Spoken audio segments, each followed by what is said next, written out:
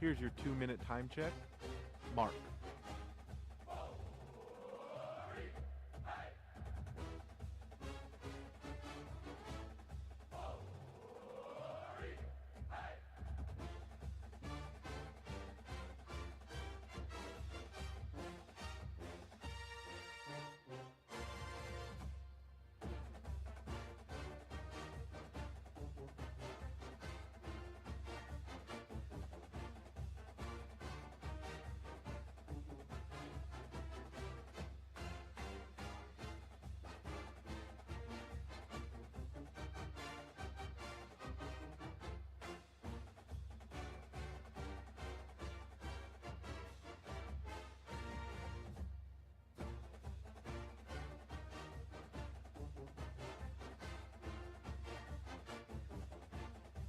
Here comes your 1-minute time check for this Auburn broadcast. Mark.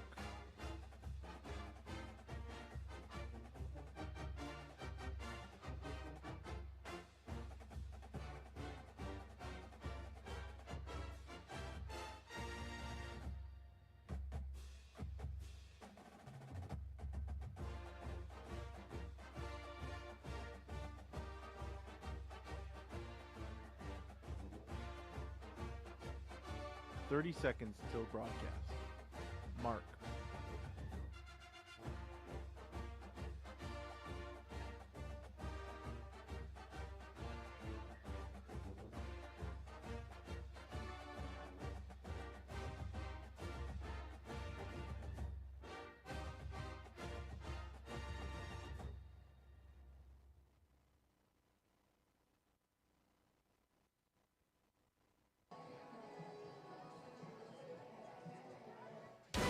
From the Auburn Sports Network and Playfly Sports, Auburn baseball is on the air.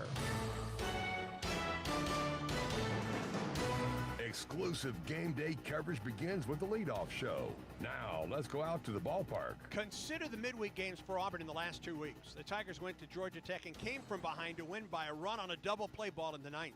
Last week, the Tigers went to Jacksonville State, beat the Gamecocks on a ninth inning pitch hit home run by Lucas Steele. Ben Shore struck out 4 of the 5 men he faced for the win. Tonight, the Ramblin' Wreck comes to the number 21 Plains. Good evening and War Eagle from Plainsman Park. With Jason Caldwell, I'm Andy Burcham. Butch Thompson said it's time to look through the front window rather than the rearview mirror. Auburn was swept at number 1 Texas over the weekend. Ike Irish hit 4 homers and had the only RBIs for Auburn in the series. Georgia Tech brings a 4-game losing streak into tonight. The Yellow Jackets lost to Georgia in the midweek before being swept at Miami. Auburn goes with freshman right-hander Christian Chatterton. The Killen Alabama native is 2-1 with an earned run average of 5.13. Tech counters with senior right-hander Jalen Payton. This Georgia Southern transfer is pitching for the first time since March. He's 4-0 with an ERA of 1.77. When we return, the Butch Thompson pregame report. This is the Auburn Sports Network. If your day sounds like we need the report ASAP. You deserve Modelo. If you've persevered through, you deserve this rich golden lager with a crisp but refreshing taste. Or if you overcame, 2 more rings, 2 more. You deserve this ice-cold reward. Modelo, the mark of a fighter. Drink responsibly. Beer imported by Crown Imports, Chicago, Illinois. Here's a clip from a recent Talking Tigers podcast with Andy Burcham. He was the SEC Player of the Year. Sonny DeShera now joins us. That 2021 year, I mean, so many close games. You know, if they win half of them, it's a different story. They're probably hosting a regional if they win half of those. And a lot of guys who were just kind of beat up and tired of what had happened. And so it was really good going into a locker room of guys who know what success is because a bunch of them were on that 2019 Omaha team.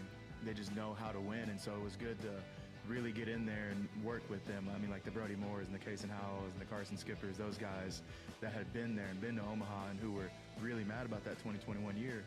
It was good to kind of all of us get on the same page because it didn't take long. We were all on the same page by week 2 or 3 of the fall. And from there, that's really where it grew out. A new episode of the Talking Tigers podcast is released every Monday, wherever you listen to podcasts. Like and subscribe to the Talking Tigers podcast, only from the Auburn Sports Network.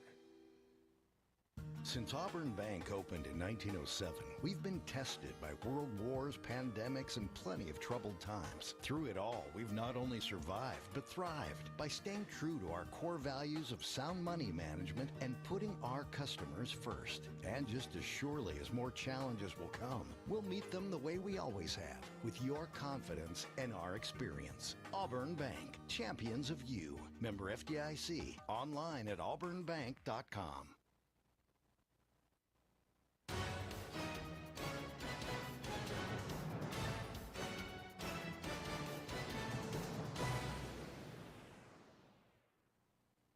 Game day coverage of Auburn baseball continues now with our exclusive pregame conversation with head coach Butch Thompson. Another midweek game, another big midweek game for this ball club. Yeah, we're excited. I guess, this is 20 out of 24. These last games that have been against top 25 ranked opponents since our second time with Georgia Tech. So, great one-run ball game up there. Get them back here at Plainsman Park. And last time, it looks like, with Danny Hall being his 32nd year, and this will be his last year, last chance to maybe compete against them until the postseason maybe. You never know, but last regular season matchup, look forward to it. Look forward to honoring him at home plate at the umpire exchange, but looking forward to our guys getting back on track. Yesterday a good practice and trying to get back on a fastball again. We saw a ton of breaking balls against the great Texas staff, and can we get back to playing like we did, the last 10 games before that. So a good focus, good opportunity to get back out on the baseball field and get to do it here at Plainsman Park. What were your impressions of this Georgia Tech ball club when you faced them 2 weeks ago tonight in Atlanta? Well, you always start with Drew Burris, the center fielder, who was probably one of the best, top 3 or 4 best college baseball players as a freshman last year. And you always know that he's right in the middle of their lineup, right in the middle of all of their confidence and everything. It's an offensive group. Their closer didn't pitch because they were behind in their games at Miami, so that's who they're going to start tonight. And will that be a 1 or 2 or 3 inning type deal out of Georgia Tech, and then we see a lot of the bullpen pieces? A lot of the same guys that pitched against us in Atlanta are still available from the weekend. So I'm looking for that same cast of relievers. They're just turning it backwards and starting with their closer to begin the game. Christian Chatterton got his first midweek start in that game 2 weeks ago, and boy, he's been dynamite in both of his midweek games. That game at Tech and then Jacksonville State last week. Yep, got his breaking ball reset, and then it took a step further against Jacksonville State, and the changeup was really a player. And now that gives the fastball another foot or two. It allows it to play up. If you're just fastball command, but all his command kind of went away for a little bit. 6 or 7 great starts, a couple not being able to get out of the first inning, went back to work, found his command again. It's nice. He would be working on a third quality start hopefully here tonight. As you look at this ball game tonight, you look at that game 2 weeks ago, you jumped out to a lead, they came back, and then your ball club found a way to come back and win that ball game 2 weeks ago, and that was really, I want to say the emergence, but the first of a couple really good appearances for Dylan Watts at that point to close it out. Yep, a great week for Dylan Watts. Ben Shores come on for us a little bit. We got Mason Cook in this last game against Texas, so we got to keep finding pieces for us here down the stretch with our bullpen. Dutton has led the SEC in ERA, as that first starter. Hopefully Fisher's coming and becoming more competitive to give us a chance. So still trying to do something for game 3, but really bolstering that bullpen, getting us some options. If we can, do it good enough and keep pitching good enough, then, finding a Tilley or a Myers. We tried Alvarez the last couple of weeks and get off to a good start on Sunday. But I think our offense is what's got to return to form. Didn't score a lot the last 2 weekends. The pitchers really went low and helped us secure that sweep against LSU. And then a good 3-2 ball game, 8-3, and it kind of got away from us this past series. But, scoring 2 runs, 3 runs, 2 runs in a series, and only one guy in our lineup knocking in a run being Ike Irish. We need more. And you referenced the first ball game at Georgia Tech. Hopefully we can come back to that offensive identity and get back on time and not chase as much and control the zone. Had a good day of practice trying to make that the point of emphasis yesterday. Can we put it into practice here in a baseball game? Because, this team can do anything. It's a competitive, resilient ball club, which to your example and others, we got a whole body of work to show that. But, you know, it's got to be an offensive ball club. We have a lot of pieces, a lot of proven pieces, a good track record with the lineup, and I want to see some offense again tonight like we did in Atlanta. After 4 straight games on the road, good to get back for 4 straight here at Plainsman Park. Yep, in this last month, I mean, everybody in our league has had success, been banged up except for that Texas club, I guess. And this is a stretch run, and this is where you want it to start happening, and you want all your pieces to gear back up and make a run at this thing. So, yeah, Georgia Tech and, you know, Mississippi State right back in conference. Next week will be on the road. It seems like we're home a week, gone a week, and that's the way it's going to play out. But we got 2 more home series, and this is one of those 4-game stretches that can really make a difference for us. So I think our players and our coaching staff, this Georgia Tech team has our full attention tonight. Wish all the best tonight. War Eagle. War Eagle. Recognized by Newsweek as one of America's best maternity care hospitals, East Alabama Health provides comprehensive treatment for mothers and babies throughout Auburn, Opelika, and the East Alabama region. And starting with the 2024 football season, we're pleased to partner with Auburn Athletics to provide a special Aubie blanket to each baby born at our hospital through a program we call Tiger Tots. For all your maternity care needs, trust the experts at East Alabama Health. When the game is on the line, you want someone you can count on. At Alabama Power, we believe in consistency and having each other's back. It's our game plan to safely deliver the electricity you depend on. We give 100% to achieve 99.9% reliability. Learn how we power a better Alabama at alabamapower.com/reliable. Alabama Power is a proud supporter of the Auburn Tigers. Every morning, we rise and shine, make breakfast, and brush away the night's rest. These routines help us start the day off right. Nature-Made vitamins are a simple step in that daily care regimen. Multivitamins with daily essentials, clinically studied probiotics for gut health support, magnesium to help relax the body. Nature-Made is made to care for you every day. These statements have not been evaluated by the Food and Drug Administration. These products are not intended to diagnose, treat, cure, or prevent any disease. Children's of Alabama is excited to partner with Auburn Baseball because at Auburn, it's about making a difference on and off the field. The team is thrilled to introduce Hits and Sits, where all proceeds will benefit Children's of Alabama. Step up to the plate and sponsor a home game. You can sign up by visiting bc5foundation.org. Choose a game and a strikeout or a hit. It will be echoed beyond Plainsman Park into the lives of families at Children's of Alabama. Sign up today at bc5foundation.org. War Eagle. The starting lineups are presented by Yellowwood brand pressure-treated pine. If it doesn't have that yellow tag, you don't want it. As the 2 head coaches meet at home plate along with the 4 umpires, Butch Thompson has bestowed a gift to Danny Hall in his final season as the head coach at Georgia Tech. Tech is 29-11 on the season, and Kyle Lodies will lead it off. Junior shortstop is hitting .390 with 12 homers or 13 homers, 45 runs batted in. He did not play against Auburn 2 weeks ago in Atlanta. Drew Burris, center fielder, will bat second. Caleb Daniel, the left fielder, third. And Alex Hernandez, the second baseman, bats cleanup. Vaughn Lackey is the catcher, batting fifth. Carson Kearse, the third baseman, sixth. Seventh place hitter is John Giesler, the first baseman. Connor Schaus at DH will bat eighth. And Parker Brocious, the right fielder, bats ninth. Lodies, Burris, Daniel, Hernandez, Lackey, Kearse, Giesler, Schaus, and Brocious. On the hill for Georgia Tech tonight, right-hander Jalen Payton, 4-0 with a 1.77 earned run average.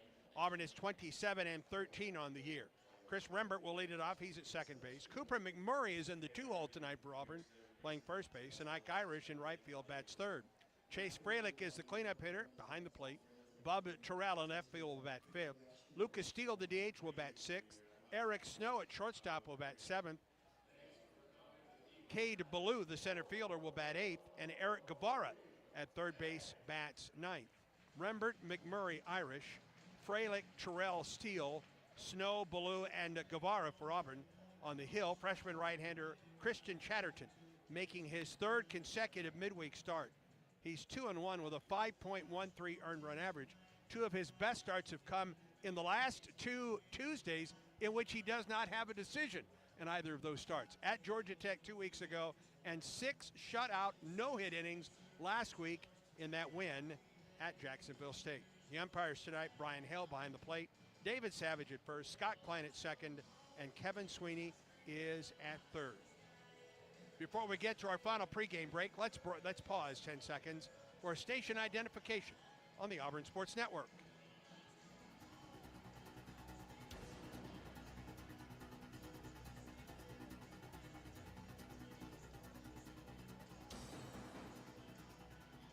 Along with Jason Caldwell, I'm Andy Bertram. Glad to be with you tonight. We'll have the first inning play-by-play. Auburn and Georgia Tech when we return. Auburn baseball continues in a moment. This is Coach Bruce Pearl on the Ford F-150 Highlight Show. I tell my team that if we play smart, out-hustle the competition, and work hard each and every day, we can be winners. And you know what? That's how Ford F-150 does it too. Offering an outstanding combination of smart tech, power, and capability, F-150 is the key to help me win the day. Hey, why don't you see how the official truck of the Auburn Tigers can help you? Go to buyfordnow.com or see your local Ford dealer today. War Eagle. Here's a clip from a recent Talking Tigers podcast with Andy Bertram. Former Auburn quarterback, former assistant coach, Larry Blakeney. Your name is now part of the field at Troy. Yes, sir. You look back, that's a Hall of Fame career for you, yes, Larry. I appreciate it, man. Wow. I don't know how all that happened, but we enjoyed it. I think that's how you get to be whatever. You know, you go about your daily task and you feel good about what you're doing and who you're working for and who you're working with. And of course, Jack Hawkins, the president, and Johnny Williams, my AD, and others, certainly assistant coaches and players, made a lot of difference in my life. A new episode of the Talking Tigers podcast is released every Monday, wherever you listen to podcasts. Like and subscribe to the Talking Tigers podcast, only from the Auburn Sports Network. The Southeastern Conference. It's the land of legends, the places, the faces, and moments. And he's going for it. It's a touchdown! We've seen the confetti fall again and again. We're not done. It's time for the next generation to make their mark and go from 14 deep to 16 strong. It's a whole new ball game in the SEC, and it just means more.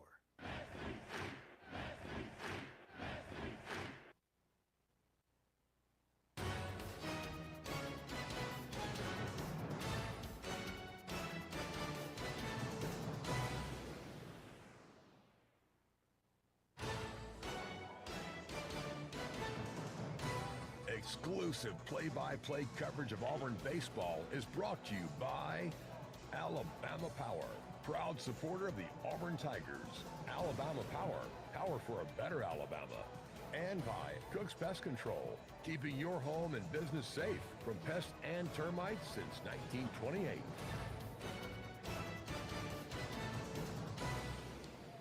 Welcome back to Plainsman Park. Here's the defense for the Tigers tonight. Cooper McMurray at first, Chris Rembert at second, Eric Guevara at third. With Snow at shortstop tonight for Auburn. Bub Terrell in left, Cade Ballou in center, Ike Irish in right. Chase Fralick behind the plate for the Tigers. And on the hill for Auburn is freshman right-hander Christian Chatterton. 6'2", 203 from Killen, Alabama and Brooks High School. 2-1 this year, a 5.13 earned run average. This will be his 10th start.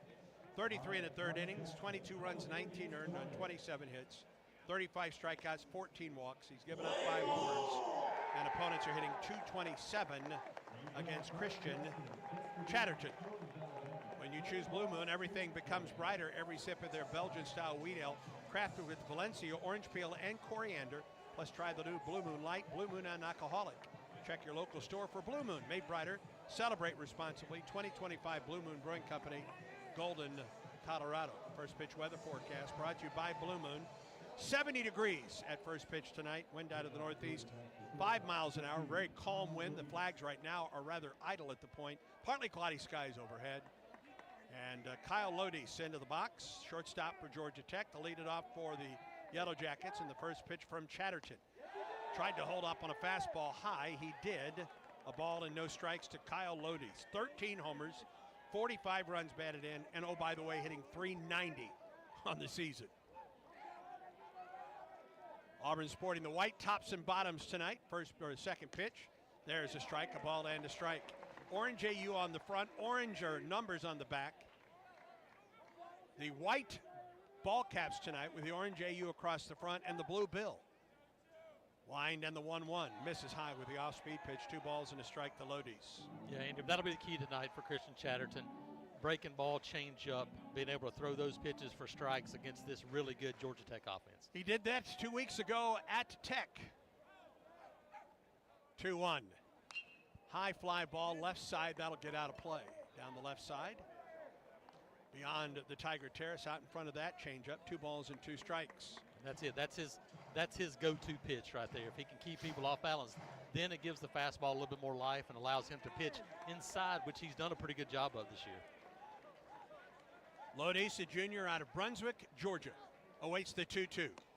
Strike 3 call. Fooled on the off-speed pitch.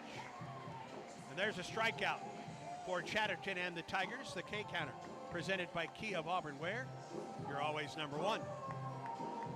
Yep, change up in the zone a little bit, got away with it right there, but really good pitch there on a 2-2 strike. Here's Drew Burris.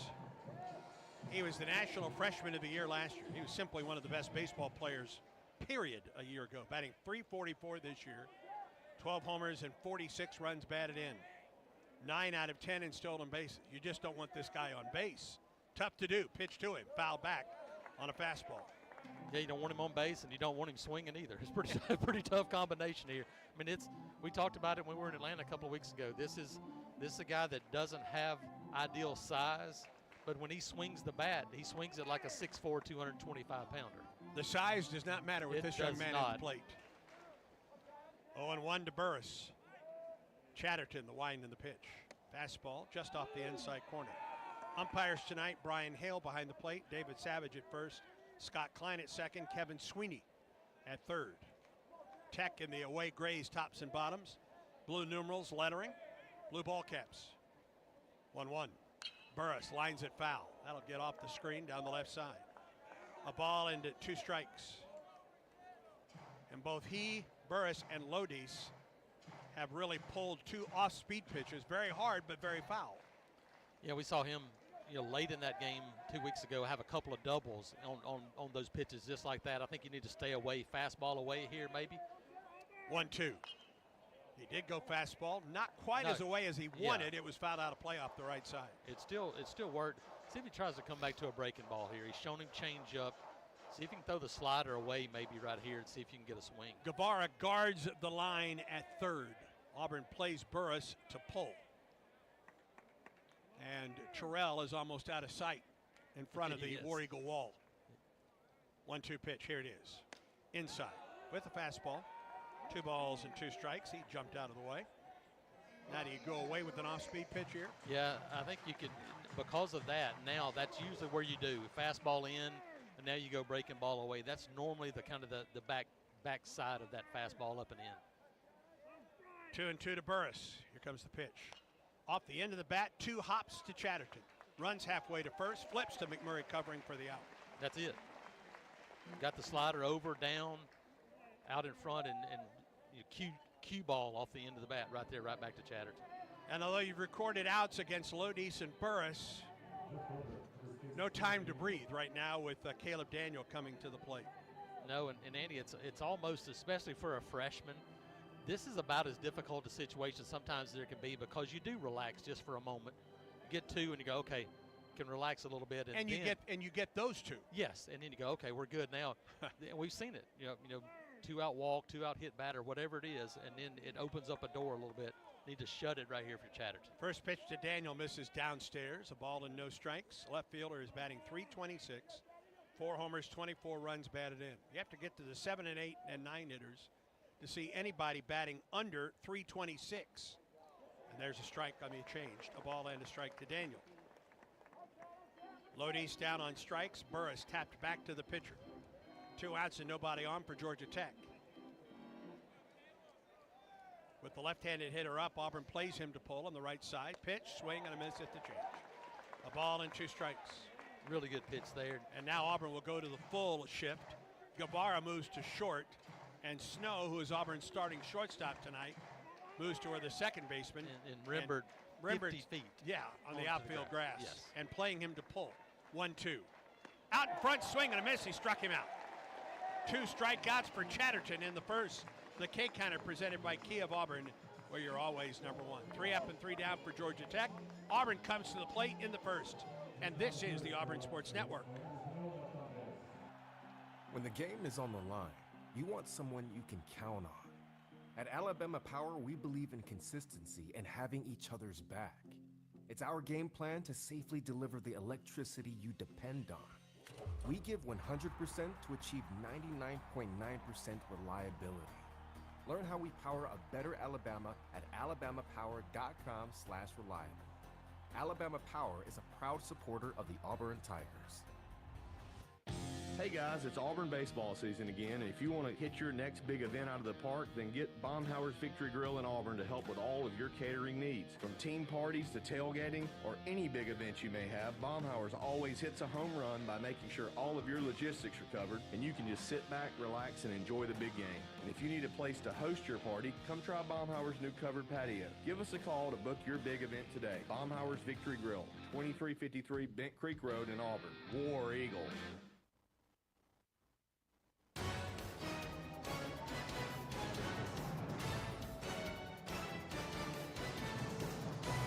Georgia Tech goes down in order in the first. Here's the defense for the Yellow Jackets.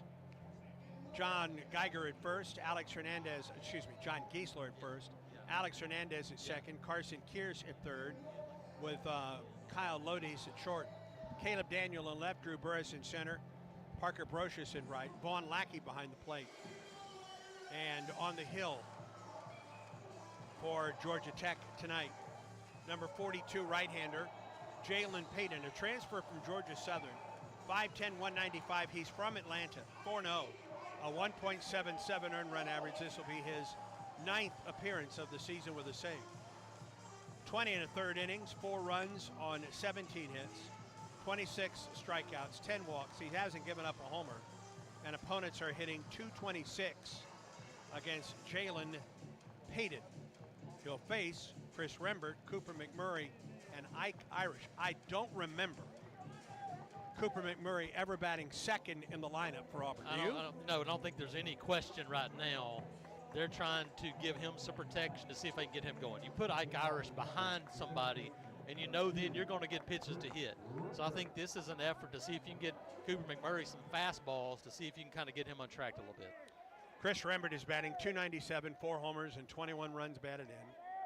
Jalen Payton, right-handed transfer from Georgia Southern, the pitch. And swing on a line drive down the left field line. That's going to get down for a base hit. A little bit of a fister. And Rembert's aboard on a first pitch, swinging in a single down the left field line.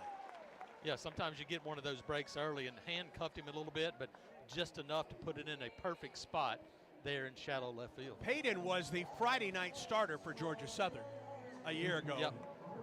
Has been a reliever this season. This is his first start of the season, and here is Cooper McMurray. Left-hander against the right-hander Payton. They expect him really to go 1-2 innings tops tonight. First pitch. McMurray swings and comes up empty on a 93-mile-an-hour fastball. Yeah, 5'10", 5'11", 185, 190, but that's 93 right there. And right-handers have hit 279. I mean, lefties have hit 279 against Payton, so they've had some success. 0-1 pitch. Just off the outside corner, a ball and a strike to McMurray. Batting .331. He went into the weekend as Auburn's leader in home runs, but Ike Irish took that over with 4 home runs on the weekend. Cooper with 8 homers, 35 runs batted in. Rembert with the lead at first, the pitch to McMurray. There's a strike. 83 on the changeup from Payton. Really sharp stuff early on from him, even though he gave up that first single. That was a pretty sharp breaking ball. Fastball, slider, and change, according to the scouting report. 94 is where he tops out. Good throw to first, but Rembert is back, diving in safely. A ball and 2 strikes to Cooper McMurray. Other than Ike Irish, it was a struggle offensively for Auburn this past weekend at number 1 Texas. And Georgia Tech had the same thing at Miami. Yes, it did. 1-2. McMurray just took it a little bit low. Yeah, this Georgia Tech team lost in the midweek to Georgia at Truist Park and then lost 3 in a row at Miami. Yeah, they scored 8 runs in 4 games, 2 runs in each game, and Miami had not been playing very well. Texas, a team that swings it pretty well, to score only 8 runs for them was a really big surprise. 2 balls and 2 strikes to McMurray. Stretch and pitch. Cooper swings and fouls it back. See if Coop can follow suit. 2 weeks ago in Atlanta, first inning grand slam. See if he can get something going again tonight. For a while, that was Auburn's only offense. Tigers had to rally late to win that ball game. 9-8. 2-2 to McMurray. Stretch and pitch. Cooper spoiled a good pitch and fouled it back. Good job right there. Rembert at first with a single down the left field line. 2 balls and 2 strikes to McMurray with Ike Irish on deck. Yeah, you Coop right there. You foul off a 93-mile-an-hour fastball away. You almost could think about backdoor breaking ball, back foot breaking ball right here, something off speed. Good lead for Rembert at first base, the 2-2. McMurray high and deep to right, but not deep enough. Down near the corner. And caught in the right field corner by Brocious. Right up against the wall. Yeah, breaking ball got in enough on the hands that he just couldn't get enough barrel on it to get it out of here. Thought he was about to do what he did in the first inning 2 weeks ago. Yep, just missed it. Just in foul ground. Nice job by Brocious to take that one away off of the screen. He's hit high enough that allowed him to get there and kind of set himself early on. Now Ike Irish. 354 for Auburn, 11 homers, 36 runs batted in, leads Auburn in every offensive Triple Crown category. Throw to first and Rembert back.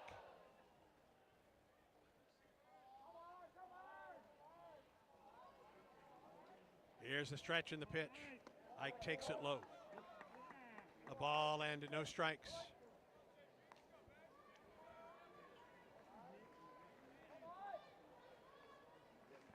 It is Eagles night at the ballpark. We're going to talk with Betty Patton, who's the director of the Eagles program, coming up in the next half inning. But she joins us in the booth. You can wave at the camera. There we go.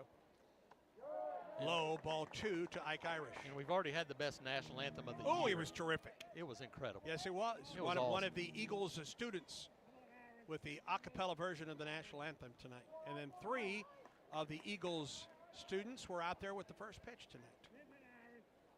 2-0 the count. Irish swings and fouls it off, left side. 93 on the fastball from Payton. 2 balls and a strike now to Ike Irish. Out of Michigan, his folks have moved from Michigan to the Atlanta area. Better opportunity to see their son play at Auburn. 2 balls and a strike. Stretch in the pitch. Missed outside, 3-1. Chase Frelick, the Auburn catcher, on deck. No score, runner at first for Auburn. 1 out in the bottom of the first. See if the offense can get back to what they were doing a really good job of until this past week, which is scoring early and kind of building some momentum. 3-1 to count to Irish, the pitch, and he walked it. I don't know if Tech was being careful with Ike, but it looked that way, even with first base occupied. I don't think they were real interested in throwing him anything over the plate. Well, that's true. So runners at first and second for Auburn, and here is Chase Frelick. Batting .375 with runners on base this season. On the year, batting .333, 3 homers and 30 runs batted in. It's been a really good freshman season for the Auburn catcher, Chase Frelick. Rembert at second and Irish at first as Payton stretches and pitches. And missed a little bit low. Boy, didn't miss by much. Pretty good pitch. He's wondering where it was. I believe Von Lackey thought it was a strike too, the Tech catcher. Yeah, and they're shifting Frelick, and he is a guy that will go the other way. And hey, we've seen him ground ball through the shortstop, and we've seen it over and over again. This will be a good time for it. Pitch on the way. Swing and a miss. Tried to pull that one, a ball and a strike. Yeah, Kearse, the third baseman, and he's in his normal spot. He's the only one on the left side of the infield right now for Tech. You hear Gabe Gross, we can hear him saying stay on it. I think that's the key right now. 1-1 the count to Frelick, the pitch. Strike call on the outside corner, ball and 2 strikes. And now that's where you do it. You're knowing they're shifting. You would expect them to try to keep the ball inside here and not let you go the other way if you're Chase Frelick. Stretch in the 1-2 pitch. Missed outside. I don't think he wanted to be there. 2-2.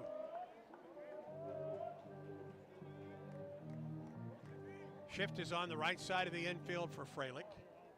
Terrell in the on-deck circle for Auburn. Runners at first and second. One out in the Auburn first. 2-2 pitch. From Payton, headed home. Freilich swings and misses. Got him on the outside corner. 2 outs. Good pitch from Payton, and it's up to Bub Terrell. He tied the ball game in that Auburn comeback 2 weeks ago, Tuesday night. Yet another guy we've seen that will go the other way. They're not quite shifting as much, but it's still a shift. Yep, shortstop is shading Terrell up the middle. Rembert leads there. Irish, huge lead at first. Pitch to Bub. Fouled back. Fastball at 94. I think he's feeling the fastball right now, and he is leaning heavily on it pretty good.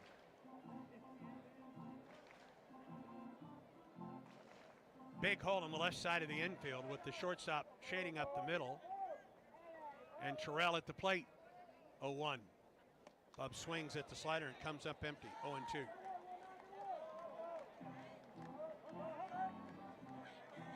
Leadoff single for Rembert. A 1-out walk to Irish. They're at first and second with 2 outs.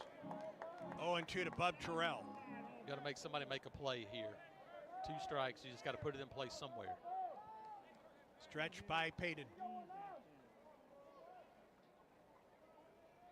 Now the 0-2 pitch. Missed outside. Didn't miss by much. 1-2 the count. But it was a good take because it was away.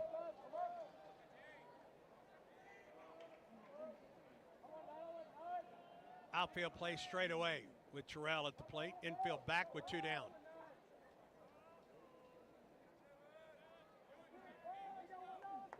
Jalen Payton off the stretch.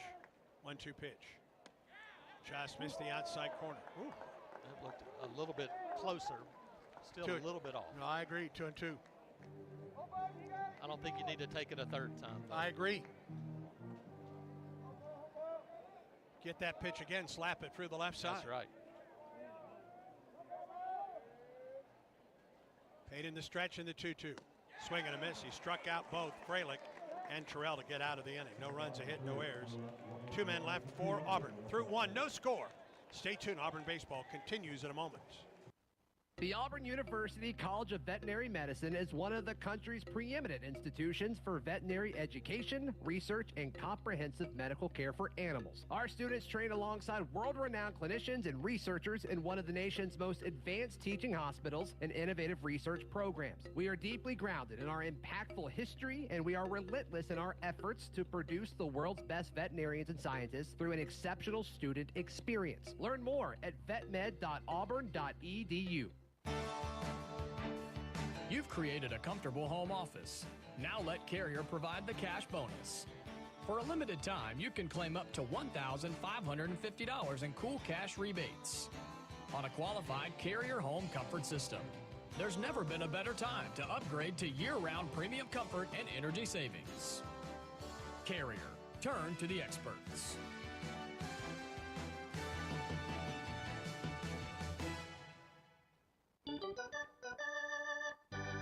Back to the ballpark for more Auburn baseball. And we welcome you back to Plainsman Park, top half of the second. Very glad to have with us tonight Betty Patton, who is the director of the Eagles program. War Eagle. Hold on, let me turn your microphone on. That would help. Hold on.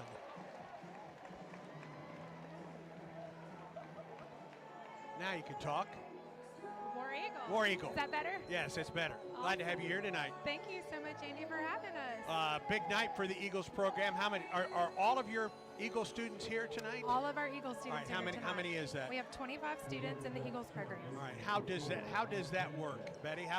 Who are the students that are part of the Eagles program? Yes, the Eagles students are students at Auburn University who have intellectual disabilities. They are enrolled in our program. They have an on-campus experience. They take classes with their typical peers. They're here to grow in their independence and build a community that helps support them. They're here to live, learn, and belong. And we're just really excited to be here tonight, Andy. Well, we're glad to have you here tonight. Alex Hernandez leads off for Tech in the second. And the second pitch misses low. Swing and a miss. A ball and we don't don't have a lot of time tonight. I do want to talk because you have some funding, you have some opportunities to raise some money for the Eagles program coming up, right? We sure do. Yeah. Yes. There's a strike, a ball, and 2 strikes. Explain what that means. So one of our biggest challenges for our students is the financial barriers for accessing the program. And so we invite people to help these students soar, and they're able to make a gift at auburngiving.org/soar. And beginning May 5th through May 10th, we'll be running a campaign to help raise money for our programmatic endowment. And the endowment is to help build funds to sustain this program in perpetuity so that all students who are eligible have access to this amazing opportunity to be a part of the Auburn family. 2-2 to Hernandez. He leads off for Tech here in the second. The wind and the pitch. Got him swinging. 3rd strikeout for Chatterton. K-counter presented by Key of Auburn, where you're always number 1. All right, who sang the national anthem tonight? That was Joseph Morris. Well, that was fabulous. He was fantastic. Terrific, yeah. Part of his experience here, he's been in the men's choir here at Auburn under Dr. Powell's leadership, and he's just had a fantastic experience here. His parents are alumni, get to be a part of the Auburn family, and so it's awesome that he's had this chance to soar. He was good. Oh, fantastic. He's really good, yeah. 1 out. Here's Vaughn Lackey, the catcher. Chatterton, the wind and the pitch. Fastball, it misses upstairs. A ball and no strikes. These are Auburn students. I guess that's one of the keys to this, isn't it? That's right. They have an authentic Auburn experience, especially with partnerships like we have with athletics. And thanks to Butch Thompson and Robin Thompson, who serves on our engagement council, to help make sure our students are plugged into this phenomenal atmosphere that we have here tonight, to be a part of the student body, but more importantly, just to build those memories in that community with everyone. 1-1 to Lackey. Swing and a miss. He was out in front. 1 ball and 2 strikes, the count. They were on the field. They stood for the national anthem with Auburn. You had 3 that threw out the first pitches. That's right. Tonight. A ball and 2 strikes to Lackey. Here's the wind. Here's the pitch. Up and in. 2 balls and 2 strikes to the Tech catcher. Batting .344, 4 homers, and 31 runs batted in. Betty Patton, the director of the Eagles program, is our guest tonight. Get right back to this after this pitch to Vaughn Lackey from Chatterton. Here it is. Fly ball out of play right side. Talk about the partnership between the Eagles program and Auburn athletics, if you will. Awesome. John Cohen and his wife Nell have been instrumental in helping connect us to the broader Auburn family. They explained that athletics is the front porch to Auburn University, and they want the experiences that people have here as Auburn students to be representative of everyone, and for everyone to see that this opportunity is available for people to soar. And so McCrae has been instrumental in this partnership. She serves on our engagement council, and then Nick Davis, who's the chair of our engagement council, has been instrumental in helping us build those connections and raise money through opportunities. Robin also serves on our council. So athletics has truly just been, the hospitality has been unmatched. Strikeout to Lackey. That's 4 strikeouts tonight for Chatterton. And here's Carson Kearse, the third baseman. 2 down, nobody on for Tech. Christian Chatterton, the wind and the pitch. This is low with the slider. 1 ball and no strikes to count. All right, again, early May, an opportunity to that you can contribute to the Eagles program. It starts May 5th, right? That's correct. And you can contribute now if you'd like. They can don't log even online. wait. They don't even have to wait. No. So you can contribute now. Being a part of the College of Education, our students are able to live out this opportunity daily, having access to all the doors that have been open, but more doors are able to open for more students through our funding opportunities through this campaign that we have coming up to grow our programmatic endowment. And the generosity of our donors make it possible. AuburnGiving.org. AuburnGiving.org/soar. /SOAR. Soar. SOAR. Correct. Right. Yes. Not like I'm sore. Yes. I want to soar. That's right. We're going soaring. to soar like eagles. Right, there you go. Perfect. That's a better way to put it. 2 balls and a strike to Kearse. 2 outs and nobody on for Tech. Top half of the second on this Eagles night at Plainsman Park. Chatterton, the wind, and the 2-1 pitch. Swing and a miss at the changeup. Whew. That changeup's working early on, JC. It is really good, and that allows him to really become the different pitcher when he's able to throw that for strikes. 2 balls and 2 strikes to Kearse. Chatterton peers over the top of his glove. He winds, he fires, and misses low. First 3-ball count of the night for Chatterton as he works to Carson Kearse with 2 outs in the top of the third.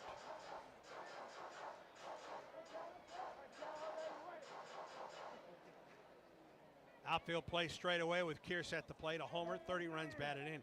He is hitting .359. Chatterton the wind in the 3-2 pitch.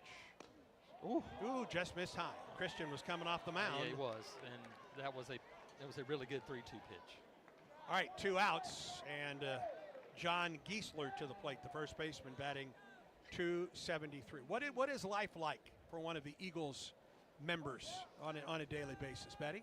So all of our students have the opportunity to participate in our 5 domains of the Eagles program. So while they are here day to day, they're involved in classes, in academics, they're in our employment domain, they're receiving job training, job readiness skills, independent living domain. Our students are living here on campus, right in this vicinity. And then in our personal social domain, they are a part of all the activities that traditional students have access to, learning those daily living skills, interpersonal skills, and then our health and wellness domain, where students are getting plugged into nutrition support and fitness support to live out their Auburn dream.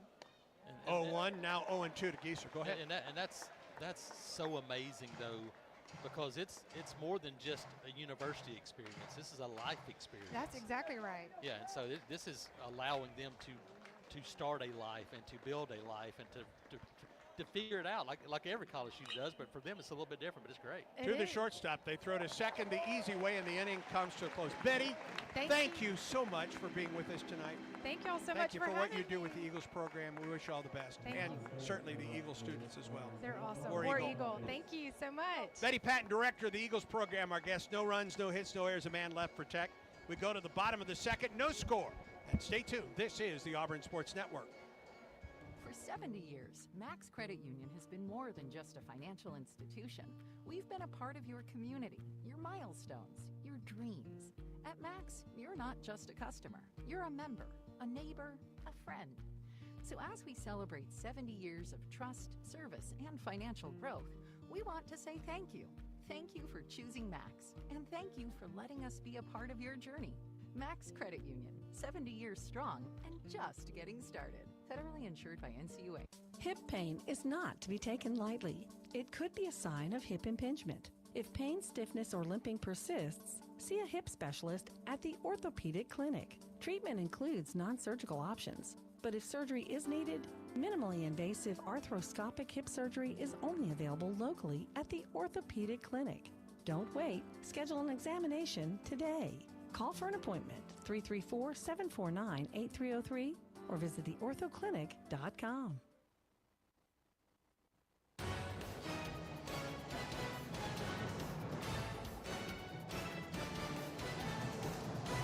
Auburn threatened in the top or the bottom of the first. Tech threatened in the top of the second. Still no score as Auburn comes to the plate in the bottom of the second. Second inning brought to you by Southern Union.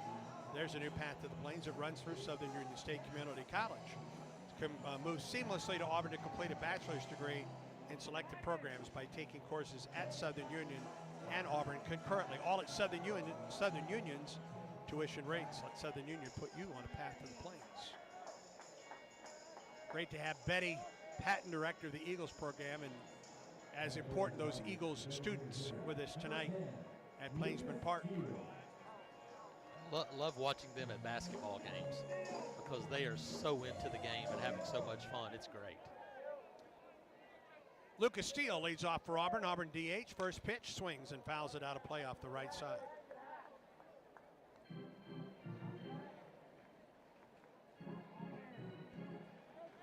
I think Lucas is a guy that's going to get going. Switch hitter, can get things going, I think, better from the left side. Takes it inside. He was batting left-handed in the ninth inning at Jacksonville State last Tuesday night with 2 strikes and 2 outs. Provided the difference in that Auburn win. A ball and a strike to Steele. Swing at a fastball up. A ball and 2 strikes to Lucas. He'll be followed by Snow, then Ballou. Really interesting tonight. The fastball has really gotten by Auburn's hitters for the most part tonight, which is a little surprising. It's not 94, 95 consistently. It's been 92, 93, but kind of feels like Auburn's expecting a little bit more soft stuff, and he's been able to throw the fastball. Steele batting .244, 4 homers and 23 runs batted in. He's behind the ball and 2 strikes. The pitch. High and outside, 2-2. Chatterton with 4 strikeouts in the first 2 innings. Payton struck out both Fralick and Terrell as Auburn had runners at first and second with 1 out in the first. Now the 2-2 to Steele. Ooh, just missed with the slider. Good And take. I Just mean a just hair, missed. Yeah, just a hair down. It is, it appears, a rather tight strike zone for Brian Hale. Full count now to Steele. Wind in the 3-2. They lost it, missed outside. Second is straight inning that Auburn puts the leadoff man on. So Steele to first, and here's Eric Snow. Let's see if Snow can be a little bit more patient. That's not normally his forte. He is a jump on the first fastball I see kind of guy. And it worked well early in the season. Hasn't worked as well lately. Just had a leadoff walk. See if he can be a little bit more patient here and try to get K. Ballou to the plate with 2 runners on base. 284 the average, 5 homers and 23 runs batted in for the right-handed hitting Snow. The pitch. Swing at the slider and a miss. Actually, yep, that was the slider. Yeah, and out of the zone. 0-1. That's the thing. If you're going to swing, it has to be a strike. He dropped a little more sidearm, 3/4 that time, and swept it across the plate. Kearse guards the line at third, although the left fielder Daniel well off the line. And that off-speed pitch misses upstairs. 1-1 to Snow. Ballou on deck for the Tigers. A runner at first, nobody out for Auburn. We're in the bottom of the second. No score between Auburn and Tech, the 1-1. Pass ball right down the middle at 92. 1 ball and 2 strikes. Snow getting the start tonight at shortstop. Fabian out of the lineup. We could see him in a pinch hit role, maybe coming in for defense late in the ball game. 1-2. Just missed inside, 2-2. I think a little reset. Hey, Fabian's played every day, I think, and so give him a chance to take a deep breath, prepare for the second half, or not the second half, but the last 4 weeks of this season. Stretch, 2-2. Chopper foul, right side, or off the left side. 2 balls and 2 strikes, the count to Snow. And see, I think one thing for this team, Andy, offensively, let's see if they can get back to going the opposite way. They haven't done a whole lot of that lately. When this team's at its best, everybody on this team is going the other way. There's some room on the right side because they're holding Steele on. Ground ball to the right side, go first and third right here. 2-2 to Snow. Stretch in the pitch. Oh, over the top of his head. Fortunate it didn't hit him, and then fortunate it didn't hit the bat. Yeah, and that's probably a little deja vu and a little too close for comfort for Eric Snow, who got hit in the face, a couple of weeks ago and only missed a game. That actually was behind him. I thought it almost was going to nick the top of his helmet there. It was that high. 3-2 pitch. Ball 4 came up and in again. I would assume we're going to start to see somebody moving fairly quickly in this Georgia Tech bullpen. Again, this is not a starter for Tech. No. So you wouldn't expect him to go deep, but now he's in some trouble again. First and second and nobody out for Tech. A walk to Steele. He was ahead of Steele and lost him. He was ahead of Snow and lost him. And those last 2 pitches weren't even close. And there is some stirring in that Tech bullpen. And here is Cade Ballou. Back in the lineup this weekend at Texas. Actually, he was in the lineup Tuesday night at Jacksonville State. He was, yep. Lefty-lefty matchup there, and had a hit, but I think had some struggles being back for the first time in a couple of weeks. And this is a guy that Auburn really needs to get going for this stretch run with his power and speed combination. 295, 4 homers, 16 runs batted in, and as Jason mentioned, 11 stolen bases. Steele at second, Snow at first. The pitch, swing and a foul back, had a fastball to go after. Ballou hitting .400 with runners on base this season. And second straight inning, Auburn first and second, this time with nobody out. Steele at second and Snow at first. Stretching the pitch. Ballou fouled it back. Look how shallow the left field. Burris in center and Daniel, especially in left, are playing. They don't believe that Ballou can go the opposite way. That's as shallow a left fielder as I have seen in maybe since the dead bad era. I mean, I don't know if I remember anybody playing that shallow in left field. He's 285 feet away. I don't know if he's that far. Ballou behind 0-2, the pitch. Missed outside, a ball and 2 strikes. Again, he's gotten ahead of every hitter in this inning. He hasn't been able to close the deal yet. And trying to get a little bit more of the fastball, it has tailed away pretty consistently. Yeah. No score. We're in the bottom of the second. Runners at first and second. Nobody out for Auburn. 1 ball and 2 strikes to Cade Ballou. Stretch and pitch.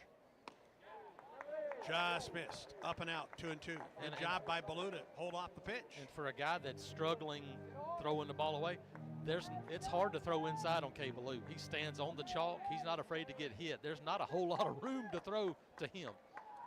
And that will bring the pitching coach out for Georgia Tech. He looked towards the bullpen. I wonder if he's going to make a move already. Matt Taylor is the pitching coach in his second year at Tech. And the infield is on the hill right now. There is activity. It's almost impossible for us to identify someone throwing in the bullpen with the additional padding out there that they've added for the protection of the outfielders, right? That's why they put that padding. Yeah, that fencing area right there. So now there's about a 8-foot gap or so, and it is not the 8-foot gap where there's somebody's throwing. We know there's someone throwing. That's what I can tell you.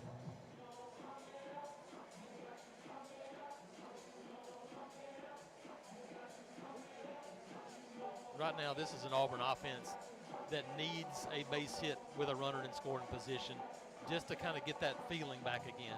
Baseball's a momentum game, like everything else is. Need to get that feeling back and to go, okay, there it is, and open up the top of that. 2 balls and 2 strikes to Ballou. Stretch in the pitch. Fouled back, tried to go low in the strike zone, and Ballou reached down and fouled it back. I'll tell you what, he's hit 2 of the most dramatic home runs this season. The opening night home run, we all know about that. His mother had passed away the night before. He wanted to play and hit a home run. And that grand slam against Vanderbilt that turned out to be the difference on Sunday. Pitch. High, ball 3. Tell you what, been a good at bat right here, though. Yeah, it has. And hey, here's a guy, too, that if he drops the barrel on one, it could be 450 feet before you blink. That's the kind of power he has. And down and in fastball right here, and it's green light time. 3 balls, 2 strikes, the count. Pitch. Ball 4, he walked it. Down and in a little bit too much. Again, I will say, this is a rather tight strike zone for Brian Hale. A couple walks and a hit batter. Actually, 3 walks in the inning. Yep, all 3. Now you got to make it pay off. And Guevara bats with the bases loaded and nobody out. And if you're Eric Guevara here, can you get a first pitch fastball down the heart and do some damage? Pitch right down the heart, and he watched it go by. 0-1 to Guevara. Steele at third, Snow at second, Ballou at first. Guevara at the plate. Bases loaded, nobody out for Auburn in the first. Stretch by Payton, he steps off. And Guevara's been an extra base guy. When he puts the ball in play, it's an extra base hit. Normally, it'd be good to have one of those right now because there's a ton of room in left center. 0-1, way out in front of the slider. He's behind 0-2. So if you're Eric Guevara right now, it's 0-2. The one thing you need to do is get Lucas Steele home. Right now, just get a runner home. That's your job right now, is to get on the board with this at bat. 0-2 count to Guevara. Stretch and pitch. Swing, fly ball right side. Long run for Brocious. Near the corner, it falls. Foul. That was almost perfect because they're playing him to pull. Yeah. Right down the right field line in the corner. Brocious was not going to get to it. And it had some carry, too. Yeah. I don't know how close it fell to the line. That's the part of the corner we cannot see from our vantage point. 0-2 the count. It wasn't close enough that there was an argument by anybody. Right. They play with Burris pretty well into right center. There's an enormous gap into left center. Here's the pitch. Topper foul. Boy, good job by Guevara just to stay alive on a pitch that was down. What's interesting is the right fielder, though, is shaded more to left. He's almost They almost pinched right now. Yes, the center fielder and right fielder are 150 feet apart at the most. Left fielder is straight away. I mean, you got, and shallow again. Left center would run all day right here. Bases loaded, nobody out. Another 0-2 pitch to Guevara. Here it is. Got him swinging with the slider. Boy, taking that first pitch fastball. Yep. Kind of put him behind. Third strikeout for Payton. And out top of the order, and here's Rembert. A bloop single down the left field line. Auburn would take that right here. 100% you would. Raised his average to 303 with that first inning single. Got fastball first pitch last time. He started Guevara with a breaking ball. See if he does the same thing here. Stretch pitch. Fastball popped it up right side. That'll get out of play. On top of the grandstand in front of the 984, or on top of the 984 club. Down the right side.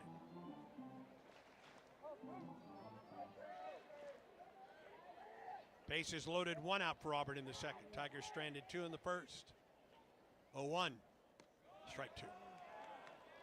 Changeup looked like, and it was a good pitch and too good to take right there. So bases loaded, nobody out on 3 walks, and now 2 consecutive 0-2 starts.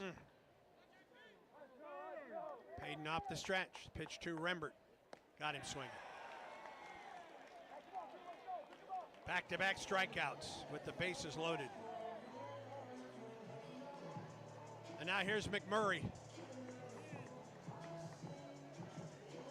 He struck out Guevara. He struck out Rembert. And has not thrown one out of the strike zone since walking the bases loaded. No, and a couple of those were swung at out of the strike zone. Yeah. That's been some of it. All right, first inning grand slam 2 weeks ago. Second inning grand slam tonight. Stretch the pitch. McMurray wastes and watch one go high and outside. They appeal to third. He did not go around. Let me give you a couple numbers for McMurray. Runners on base, 370. Bases loaded, batting 500. He's batting 333 with 2 outs in an inning. He bats with 2 outs and the bases loaded here in the second. Here comes the pitch. Inside, ball 2. And for Coop right here, walked the bases loaded. Ike Irish is on deck. You know right here, you're going to get a fastball over the middle of the plate. I don't think anything else right here. You got a zone about 6 inches right here to look for one pitch to do some damage on, because they don't want, obviously you don't want to get 3-0 either. 2-0 the count to McMurray. They throw back to second, and Snow is back to the bag without a tag. Matter of fact, that almost sailed over the second baseman Hernandez's head. Good Actually, job by the shortstop. Yeah, good job by Snow, though. It's easy to fall asleep. This inning has kind of lulled itself. Well, and you've got the shift on. You're not really paying attention to the shortstop behind you there. 2-0 pitch. Ball 3. All right, if you're McMurray, and this is one of the guys you would give a green light to on a 3-0 pitch. Yeah, I think in a normal situation, probably. I think right here, you're probably taking one, and even on the second when you're going, hey, it's got to be dead red. 3 balls and no strikes to McMurray. The stretch and the pitch. And ball 4. And that will get the run home from third. So McMurray walks on 4 pitches. It's the 4th walk of the inning for Auburn. An RBI for Cooper, his 36th of the year. That ties the man stepping to the plate right now, and Ike Irish. Snow to third. Ballou to second, McMurray to first, Steele scores, and now Ike Irish at the plate. And I can tell you, if he throws him a first pitch fastball over the heart of the plate, he is going to take a mighty hack. I agree. First pitch to Ike. Off speed, outside, 1-0. That fastball away to lefties right now is not in the strike zone. So you know right now, you can look for it. It's got to be over the heart. It's going to have to be over the middle of the plate. 5 in a row outside the strike zone, and Payton will not get an opportunity to throw his 6th. Danny Hall is out of the bullpen, and Georgia Tech makes a Pepper Tree pitching change. For a new level of taste, Tiger fans know it's got to be Pepper Tree. For the best wine selection, the finest cuts of beef, visit Pepper Tree in Auburn, on Montgomery, and online, steaksandwine.com. Steaks, letter N, wine.com. It's a Pepper Tree pitching change for Georgia Tech. Yellowwood knows that a 5-star backyard is the place to make lasting memories. Like cookouts, cornhole with friends, Ooh, a neighborhood potluck with your wife's pasta salad. The one with the feta. Oh, sorry. Or taking a nap on your deck in a hammock. Naps are memories.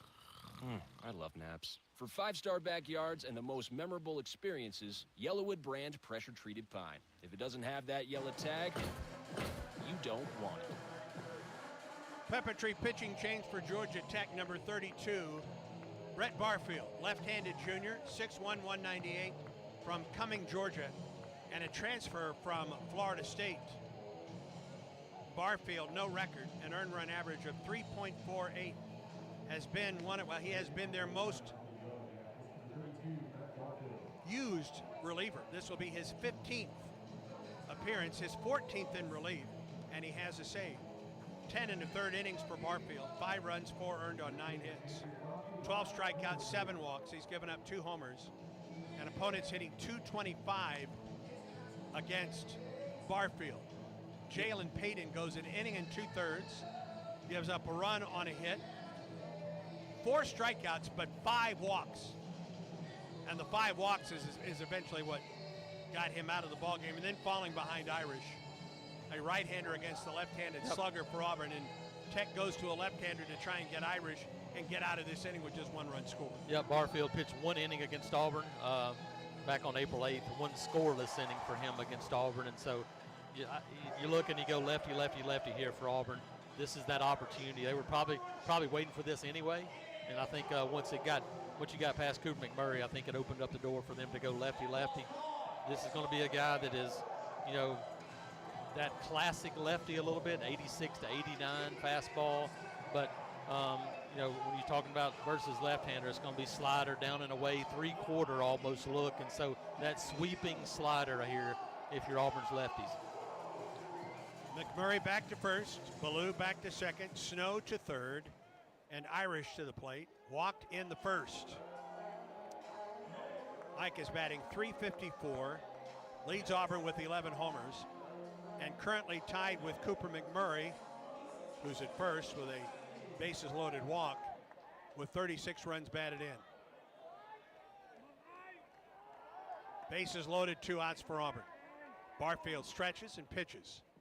Swing on a foul back on a fastball at 88. Ooh, 1-1. Yeah, got a little up on him, but he had a good cut at it. Irish, like McMurray, hitting .500 with the bases loaded. He's batting .373 with runners on base, .384 with runners in scoring position, and .340 with 2 outs. That's outside and high, 2-1. Where we've seen Ike Irish do a really good job of in these situations is they're playing him to pull on the right side up the middle. There's still a lot of room to the right side of the pitcher up the middle. We have seen him do a good job of just guiding the ball back up the middle and doing, finding a gap. 2-1. Deep to left. Daniel back. It is caught by Daniel on the warning track. Oh, that's a couple runs home. But he made a fine catch going back on the warning track and making the catch. A run, no hits, no errors, and Auburn leaves the bases loaded. We're through 2 at Plainsman Park. Auburn 1, Georgia Tech nothing. And Auburn baseball continues in a moment. You sit in traffic now, but later, there's an ice cold reward. Modelo, the mark of a fighter. You've earned this rich golden lager with a crisp, refreshing taste. Because you know all your patience is paid out in gold. You remain calm through honks, bumper to bumper, and people yelling. You are a fighter, and Modelo is your reward. Modelo, the mark of a fighter. Drink responsibly. Beer imported by Crown Imports, Chicago, Illinois. Let's huddle up and make things happen with the only cards for the Plains. The Auburn University Regions Visa Debit Card and Prepaid Regions Now Card. They're a win for your wallet and a big war eagle, whether you're purchasing stuff for game day or every day.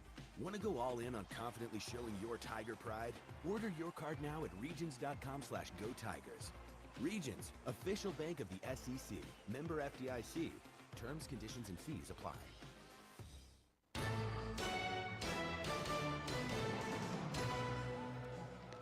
With Jason Caldwell, I'm Andy Burcham. Jay Neal in our Auburn Sports Network studios out in Phoenix. 1-0, Tigers lead it.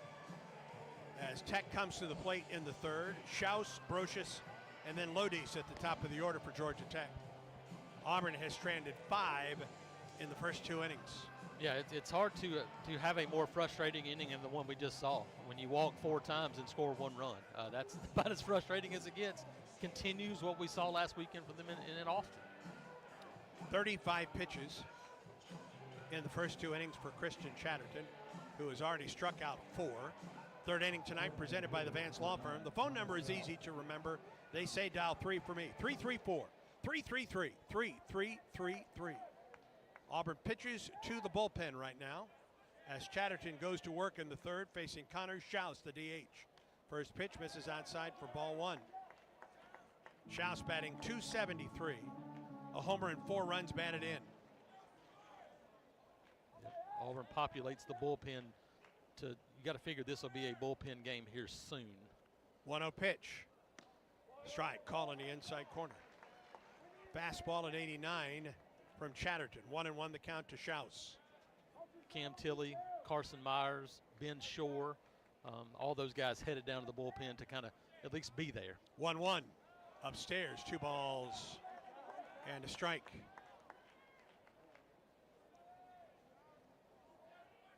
Two and 1 to Schaus. Chatterton winds and fires. Swing and a miss. Well, they called him Boomer in high school. We now call him the National Coach of the Year. Bruce Pearl joins us. War Eagle. War Eagle, guys. Glad to have you here tonight. This place is amazing. Isn't right? it though? Oh, God. 2-2 to Schaus. It misses outside. 3 balls and 2 strikes. Perfect baseball weather night as well. Why did they call you Boomer in high school? Well, I played first base. Yeah. And George Scott, number 5. Yeah. Big George Scott. They called him Boomer. And when he hit home runs, they were called taters. Did you hit a lot of taters? If I went to right center, yeah, I hit it pretty far. Schaus off the end of the bat foul. 3 balls and 2 strikes. Boy, you have been busy. Busy. Yeah. You and your staff have been busy in the transfer portal. My goodness. Well, we had all those seniors. We had 8 or 9 seniors in that group. Gave us just a spectacular year from start to finish. We knew we were going to have to do a complete rebuild and a complete reload. And fortunately, we've been well received. The kids around the country have seen the progress the program's made, and Auburn's allowed us to be competitive in the NIL this year, and so we're going to try to reload. Bruce, pitch inside to Schaus, leadoff walk. Go ahead. How beneficial has it been, though, that you knew that you were going to have to go that way? I know you got your staff. You could start to kind of maybe get an idea of guys that might go into portal and kind of get a head start. Was that a helpful? We had a foundation with 3 solid freshmen, and then during the course of the season, we were able to get Abdul Bashir, a really fine 2-guard scorer, kind of like in February. And so there are 4 guys that could really play, and then we were just able to sort of fill in some pieces. But obviously, we graduated the entire front line. We graduated 5 starters, And then as it turned out with some of the guys leaving the program, it looks like Tahad Pettifor might be the only player returning from last year's team. I've been doing this for a long time. I can never, ever, ever in my career remember something like this. 1-0 the count to Brocious, a throw to first. He showed bunt on the first pitch and took it low. A leadoff walk to Schaus. Brocious, the number 9 hitter. Are you done? No, we're probably looking for one more impact player. And then, the other thing, too, is there's a possibility, Andy, we're going to go to 15 scholarships here next month, which means that we may fill the roster with a couple of, a couple Division II guys, or maybe even give a couple walk-ons a scholarship. 2 balls and no strikes to Brocious. A leadoff walk to Schaus. He's at first. And Chatterton would like 2 new baseballs. The first he threw away. Got the 8-9 hitters up. You've walked Schaus. You got Brocious at the plate. You've got Kyle Lodi's on deck. My goodness. Yeah, you don't want to go 8-9 walks with this 1-2 coming up. 2-0 to Brocious. He shows bunt, ball 3 high. 3 balls and no strikes. Have you had a chance to reflect on the Final Four season? Honestly, not yet. Just because, get back from the Final Four, You've got a few days where it's a dead period, but guys are getting in the transfer portal and not even making visits. We're getting guys come in on Zoom calls and they're committing because they're older and they've already been on campus visits. It's not like they're going to take 4 or 5 visits. They recognize the opportunity in the roster, and they've been jumping at it a little bit. I think one of the things that we really try to focus on is getting our culture back. Like, I don't have Dylan Cardwell and Chris Moore and Chaney Johnson and Denver Jones, guys have been in the program for years, to have these new guys come in and go, hey, just do what he's doing. Just act like he's acting. So I think it's really been important as we've taken these players that we're getting kids that we think want to be Auburn men and play and train and work the way our teams have in the past. And so it's going to be a really, really important summer. 3-0 pitch. Brocious takes ball 4. Chatterton has walked the bases loaded to the 8 and 9 hitters. And now here is Kyle Lodies with Auburn leading 1-0. Nobody out, runners at first and second for Tech. In the top of third as we talk with Auburn's basketball coach, Bruce Pearl. I'm not liking this at all. I'm not liking walks to 8-9. I used to bat one year. I actually batted 9th. I couldn't hit a curveball. I just couldn't. Yeah. And so you know what they do to the 9th hitter? They technically just throw strikes to the 9th hitter, and I could hit a fastball. And so I actually hit better out of the 9 spot than I did anywhere else because they're like, hey, he's batting 9th. He must not be able to hit. And I got some good fastballs. And did you always play first base? Yeah, when my knees were bad, it was the only place that I could operate. I pitched, I caught, but first base is my best position. And I'm telling you right now, if you threw that thing anywhere near first base, anywhere, I don't care if it was in dirt, I don't care where it was, I was going to get it. You're a vacuum over there. Oh man, and I loved it too. Yeah. The worst throw in the world. I loved it. 1-1 to Lodies. First and second, nobody out for Tech. Got to be careful not to groove one to They're these not guys. kidding. This guy's got 14 homers. The pitch, ground ball up the middle, could be 2. They flipped to second for 1. To first, there's a double play. Oh, huge. 4-6-3 double play. Rembert to Snow to McMurray. And that's a big out, and one more big one to get here in the 3rd inning. Boy, I bet you he wished he had that swing back. Whew. Yeah, absolutely. Great pitch. Great. Chris, remember, that ball was smoked to make a play that quick to turn by Snow, and Snow hasn't been playing short very much. Not much. Now, here's the situation. You got one of the best hitters in the country up. First base is open. Now, there's a lefty coming up. You cannot give in right here, even though there's 2 outs. This is the freshman moment right here going, look, you can't give in and make a pitch across the plate right here to this guy. First pitch to Burris. Swing on a foul back. No balls and a strike.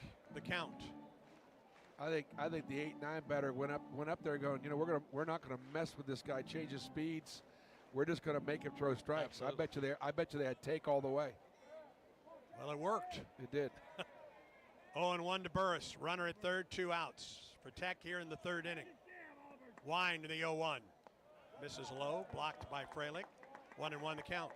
Bruce, you mentioned kind of the culture. How difficult is that to grab in a Zoom call unless you have a prior relationship like you have with a couple of these guys you kind of knew from a recruiting process before? How tough is that to gauge that in such a quick turn? It's hard, but you ask tough questions, you get background on the kids, and not afraid to pick up the call and find out, talk to their high school coach, talk to their junior college coach, find out who they were, who they've been, and really try to make decisions not just based on what you see with your own eyes, but right now we're able to identify through the transfer portal. It's almost like scouting. Mm-hmm. We're sitting there and we're watching film and we're watching tape and we're watching them against the best competition that we can watch them against, so that we can do an evaluation. So it's almost like we put a scouting report together. And Andy, you've been in the locker room many times when we talk about a player. We want to know what that kid's strengths and weaknesses are, and then we just decide whether or not that it's going to be a fit. And we've got a lot of them right now. We haven't been 100%, but we better be right this year because we got so many new ones. 2-1 to Burris. Here it is. Swing and a miss out in front. Great change. 2-2 to Burris. And had success from the D2 ranks with a guy like Chaney. Yeah. Go to the D2 ranks again for a guy. And what do you look for when you look for a player from that level? you look for different. I like guys with dimensions, and Elijah Freeman, the Division II player, he's got a chance to be special. He really does. 2-2 pitch to Burris. Line drive foul. Almost took out the runner at third and the third base coach. Goodness. Count remains 2-2 to Burris. 12 homers, 46 runs batted in. This guy was the best freshman hitter in the country a year ago, and it wasn't close. No, and we've seen change up. I think if you're here, Chatterton, if you go fastball, you got to go fastball up and in right here, because he's seen the change over and over again. But you got to get it up. He works up the line with a runner at third and 2 outs. The 2-2 to Burris. Up and in, ball 3. Good call. Up and in.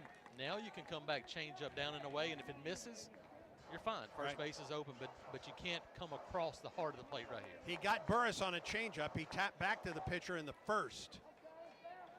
That was a 2-2 pitch. This is a 3-2 pitch with a runner at third and 2 outs in the third. Chatterton, the wind, the pitch. Strike 3, call outside corner. What a deuce. Burris didn't agree, leaves his bat at home plate. Runners are done. No runs, no hits, no errors. A man left. We go to the bottom of the third. Auburn on top 1-0 against Georgia Tech. Can you hang with us through a break? Sure, I'll hang with you for a break. Absolutely. Bruce Pearl joins us back in the bottom half of the third. This is the Auburn Sports Network. Football season is coming soon. Man wide open, Cam Coleman, touchdown Auburn! The Tigers return Friday, August 29th at Baylor. Oh, the second he goes down. Oh, he got blindsided by Keldrick Falk. Reed in trouble. Reed goes down. DeMarcus Riddick. This is your exclusive home for Auburn football, the Auburn Sports Network. Since Auburn Bank opened in 1907, we've been tested by world wars, pandemics, and plenty of troubled times. Through it all, we've not only survived, but thrived by staying true to our core values of sound money management and putting our customers first. And just as surely as more challenges will come, we'll meet them the way we always have, with your confidence and our experience. Auburn Bank, champions of you. Member FDIC, online at auburnbank.com.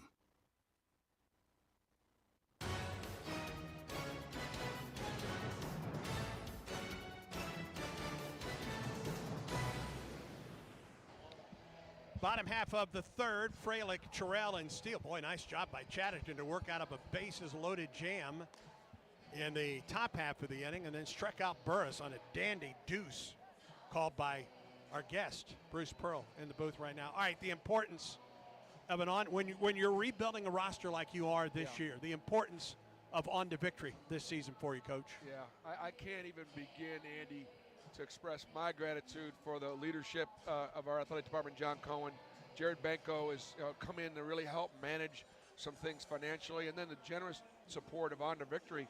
This is the year we really needed it. Yeah. You know, we've been able to have guys return over and over again. We've been, kind of under what a lot of people have had to spend, and our leadership knew that I had to rebuild the roster, and they did provide me with the resources to do that, and I am. John Cohen's done an amazing job for us. Chase Freilich leads off for Auburn, and the first pitch from Barfield hits him. Right in the tush. Third straight inning lead off on. So Freilich is aboard. All right. Can you tell us what you're still looking for at this point?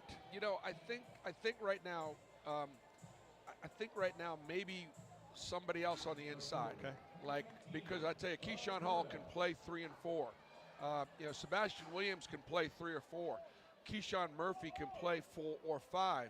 And the center that we got from junior college, Emeka, he's going to be really good. I don't know how early in his career he's going to be there, so I think we probably need another center, and then we pretty much will be done. I want to ask you about your 3 freshmen coming in. First pitch to Terrell, misses upstairs. A ball and no strikes. Freilich gets his lead at first. Here's the stretch and the pitch to Bub.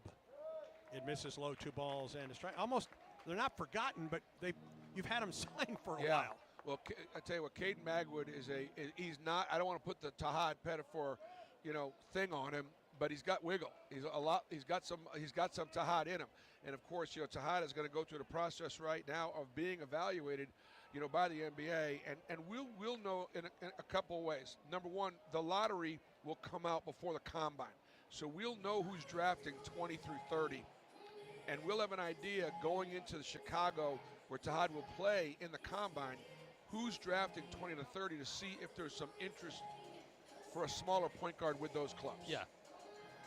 Georgia Tech, as Danny Hall goes to the mound, makes a pepper tree pitching change. I like what I like, and I do what I want. If what you like is getting the highest payouts, getting the most free play, and finding more of your favorite games all on a spacious upscale gaming floor, then Wind Creek Montgomery is your kind of fabulous. No matter what fabulous means to you, you'll find it here. Wind Creek Montgomery. Gambling problem? Call 1-800-GAMBLER.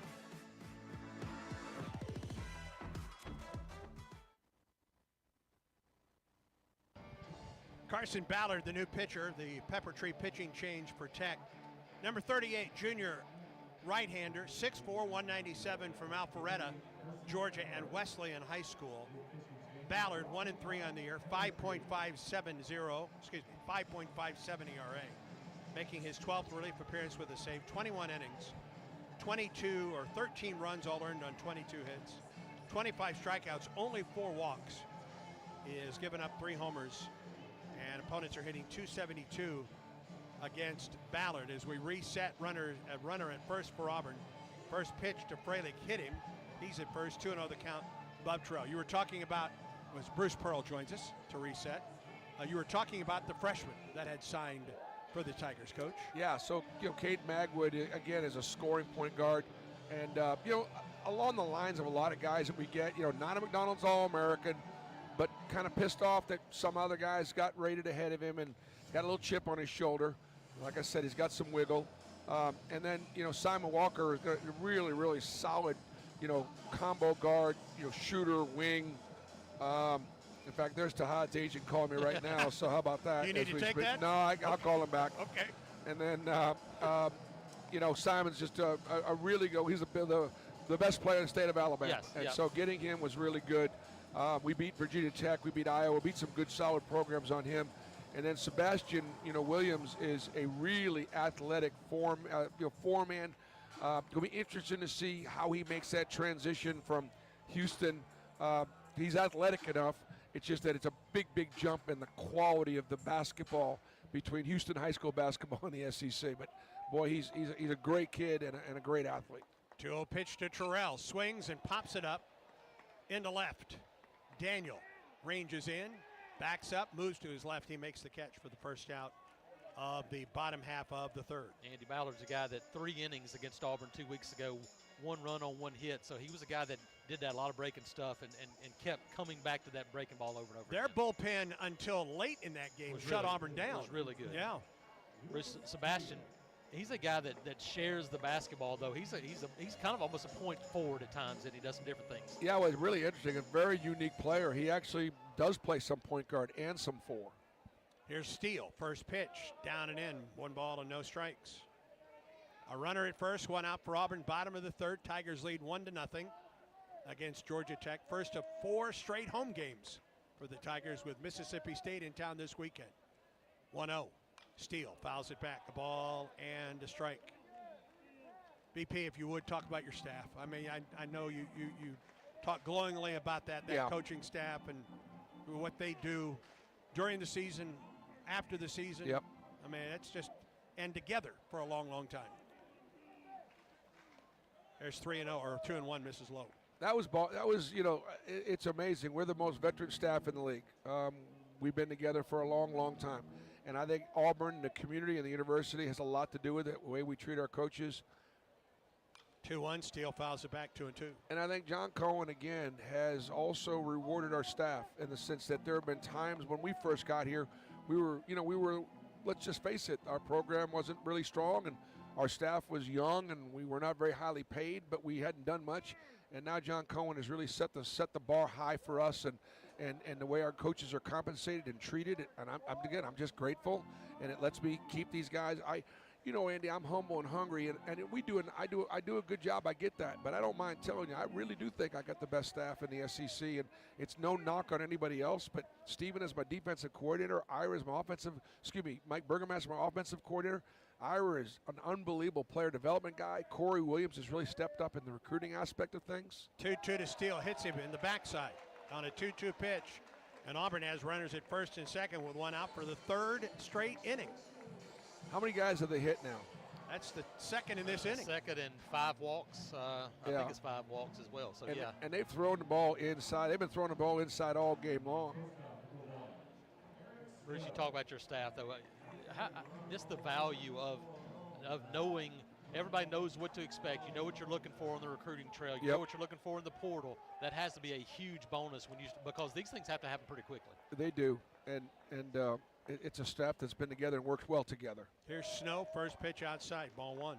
I think the other thing too is just like people have talked about the fact that watching our team play, it looked like our guys loved each other, looked like our guys cared about each other, played well together. Our staff, we're best friends. Our staff is family.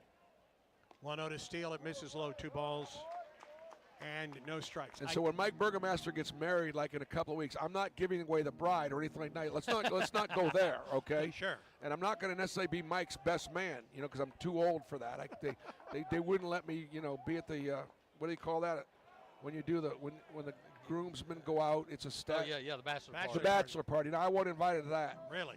Yeah, no. I'm surprised. Yeah, I think once you get 65, Andy, you don't get to go to stuff like pass that. the torch to somebody They're else. afraid you're going to have a heart attack or something. Swing and a miss to Snow. 2 balls and 2 strikes to Eric, with runners at first and second, and 1 out for Auburn in the third. Tigers lead Georgia Tech 1-0. Snow's going to, breaking ball. He's a fastball hitter. Breaking ball. He's got to go the other way here. See it deep and go the other way. He does to the second baseman. Good try. Little line drive, a looping line drive. That's the only play he has. Now first and second with 2 outs, and Ballou coming to the plate for Auburn. That's the right idea, though. Just hit it right at him, and now you get a righty-lefty matchup with Cade Ballou and a guy that can change this game with one swing. Bruce Pearl, our guest during this third inning. We certainly appreciate you being here with us. Man, it's so nice to be here. I know people that are listening have come out to this ballpark. Bring your family out to this ballpark. It is incredible. Not a bad seat in the house. And first pitch to Ballou, and he fouls it back, 0-1. We got a great baseball team too. This is a really, really good team. The pitching's deep, strong, and it allows you to be in every game in every series. Absolutely. You're talking about the staff too. You know these guys, especially Butch, really well, and I know you appreciate and respect those guys too, don't you? Yep, no doubt. And we all help each other out. 0-1 to Ballou, misses low. Ball and a strike. It was amazing during the course of the season to hear from the coaches, to hear from Coach Thompson, and he came out, watched us playing. How about Hugh Freeze? Mm-hmm. He's in Nashville. He's in Lexington. He is in Atlanta. He is in San Antonio.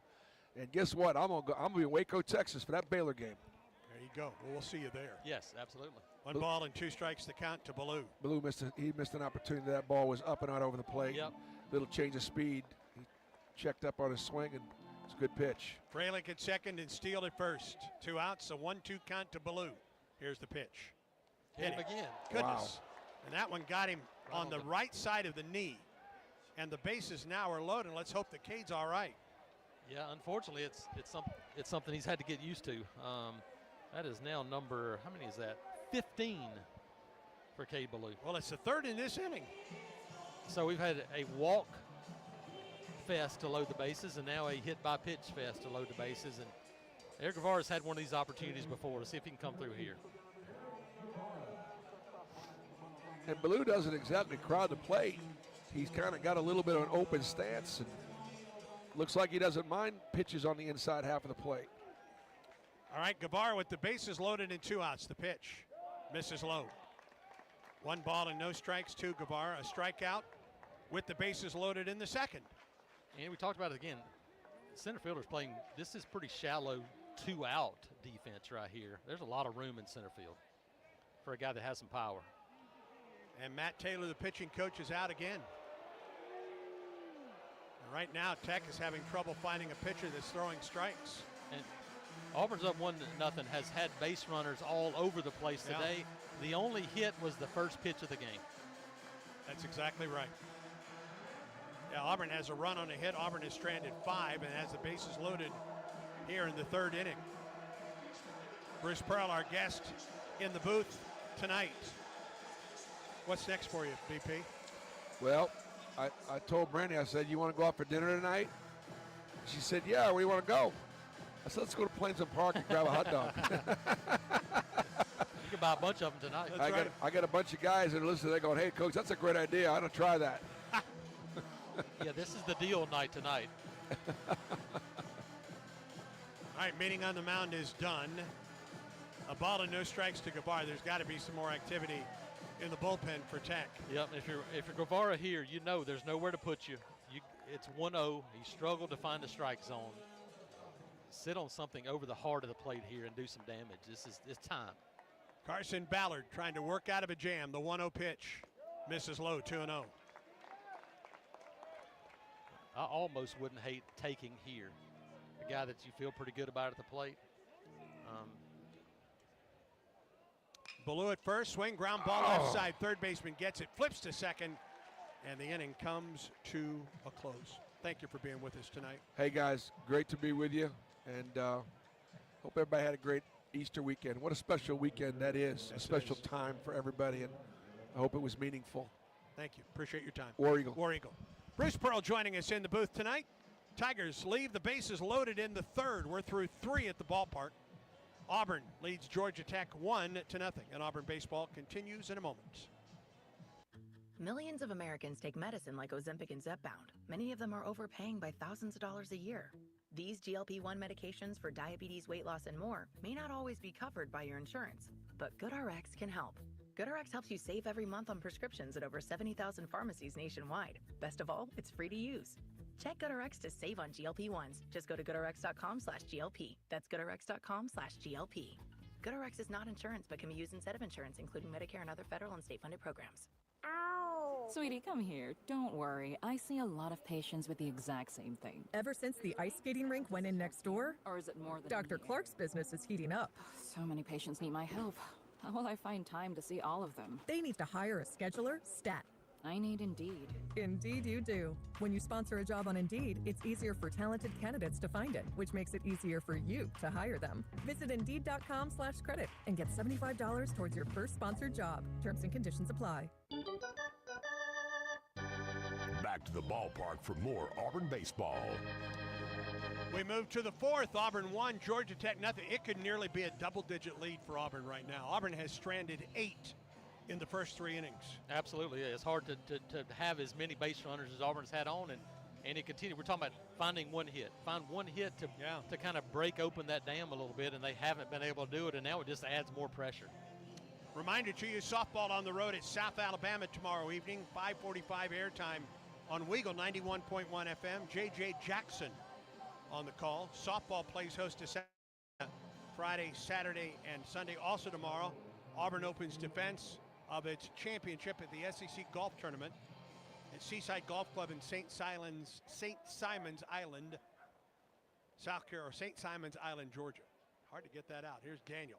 First pitch, Chatterton. Fastball at 90 for strike 1. Yeah, I went out and talked to Nick Kleinert yesterday and a couple of players, myself and Christian Clemente, and a little preview. And I think 6 of the top 10 teams in the country. So it's just like every other sport. 0-1. It misses low. Ball and a strike. 58 pitches for Chatterton, who got in some trouble in the 3rd. Auburn 1, Georgia Tech nothing. The teams have combined for 1 run and 1 hit as Tech bats in the 4th pitch. High and outside, 2-1. John Armstrong throwing, and started throwing a little bit the last inning. I think, right-hander, a couple of right-handers in a row, if there's some trouble, that's when you would see him in the game. So he's getting a little bit loose. 2 balls and a strike to Daniel.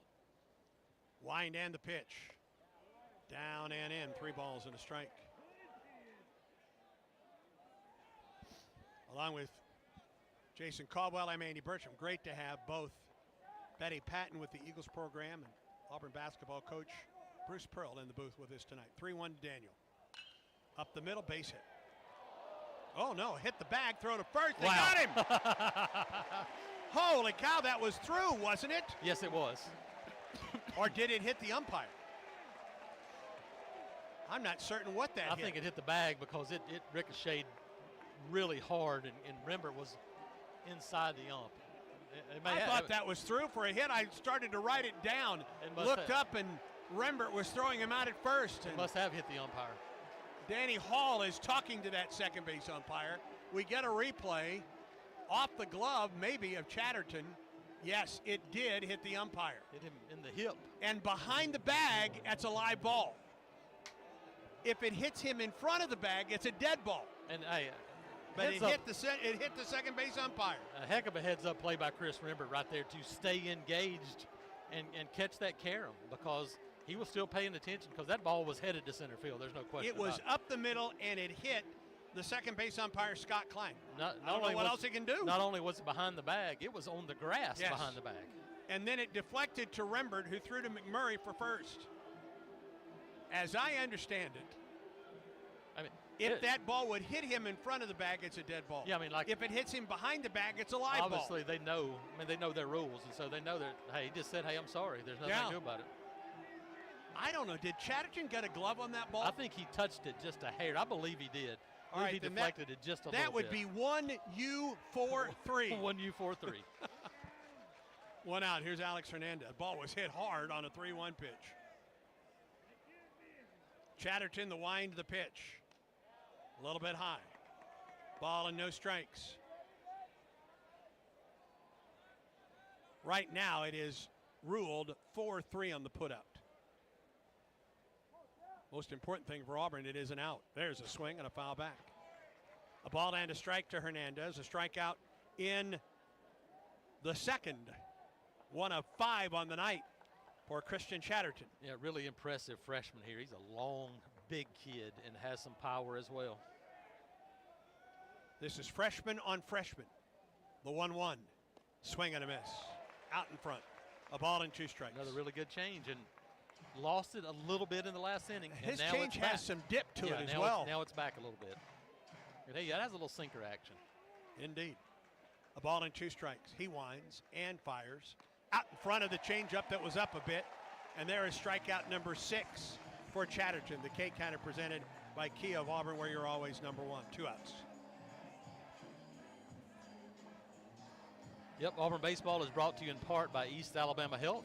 Their team of first responders is proud to provide first aid care at Plainsman Park in every Auburn Athletics home event. They were out all week long last week at the SEC Women's Tennis Tournament. Tigers lost in the semifinals. They're now getting ready to host a regional. Swing, line drive down the left field line, curving, foul, and off the screen off the bat of the catcher, Von Lackey. 0-1. Both tennis tournament teams are headed to the NCAA. The men on the road. The women will host. They could be hosting a super regional if they advance that far at this point. Unbelievable job that the women's team has done. Jordan Szabo, first year. It's been incredible. Yes, it has. 1-0 Auburn leads. 2 outs, nobody on for Tech in the 4th. Here's the wind in the 0-1. Just a little bit up. 1-1 the count.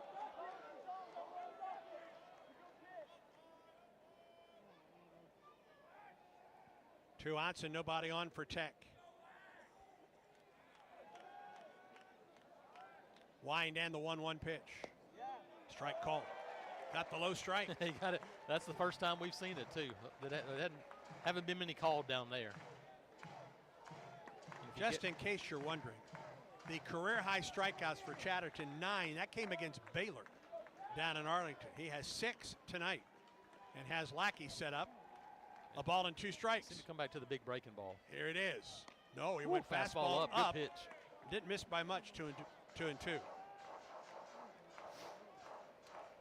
The catcher, Freilich, typically calls his own games. Yes. And has since high school days. Yep.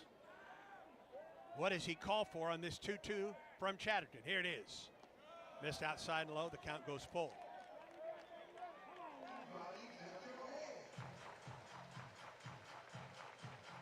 Good crowd on a Tuesday night. A later Tuesday night as well. I would expect another record-setting crowd this weekend here at Plainsman Park with Mississippi State in town. 3-2 to Lackey. Here it is. Fly ball into right center field. Ballou ranges to his left and makes the catch, and the inning is over. Chatterton works a perfect fourth. Auburn comes to the plate in the bottom of the inning. Auburn 1, Georgia Tech nothing. And this is the Auburn Sports Network. Download the new and improved Auburn Game Day app. It's fully customizable to your interests with the new My Auburn tab. Plus, buy tickets, skip concession lines, be a part of game day giveaways, shop the latest Auburn gear, and get live in-game scoring. Plus, listen to every broadcast from the Auburn Sports Network, even when multiple games are happening simultaneously on the official mobile app of Auburn Athletics, the Auburn Game Day app. Download it now. The passion, the tradition, the rivalries. Sirius XM is your destination for all things college sports, and we've got you covered.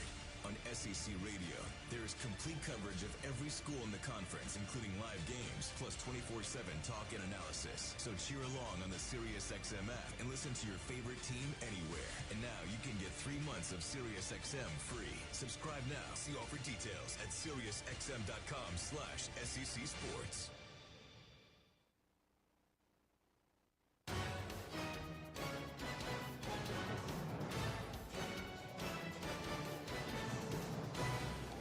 Top of the order for Auburn in the fourth to face Carson Ballard. It will be Rembert, McMurray, and Irish. Getting runners on base has not been a problem for Auburn through 3 innings. Getting them home is another story. Auburn has scored a run and has stranded 8. And if you don't start getting runners home, that will come back to haunt you.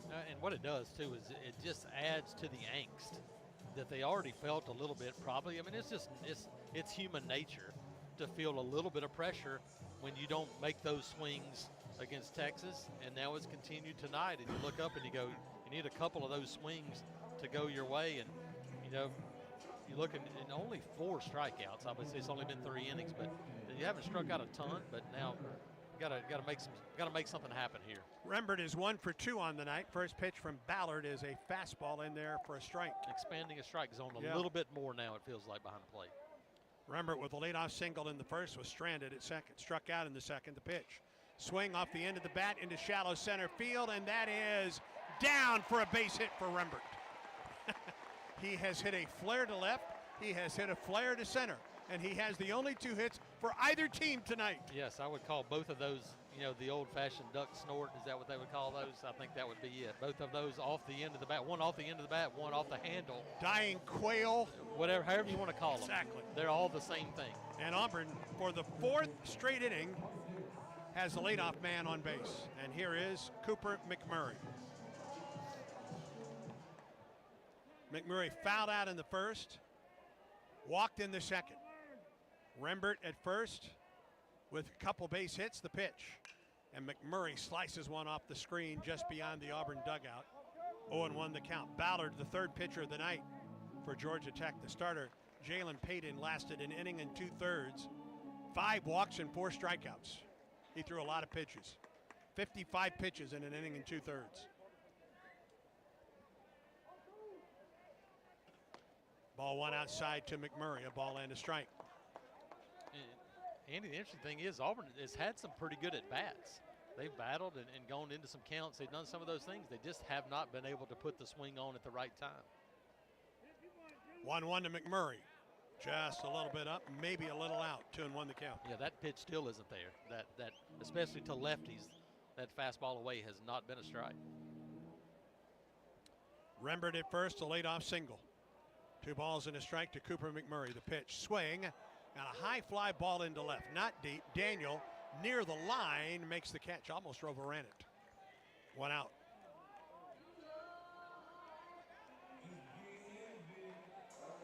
Other than the second, in spite of the fact that Auburn's had the leadoff man on base in every inning, that second place hitter has produced an out.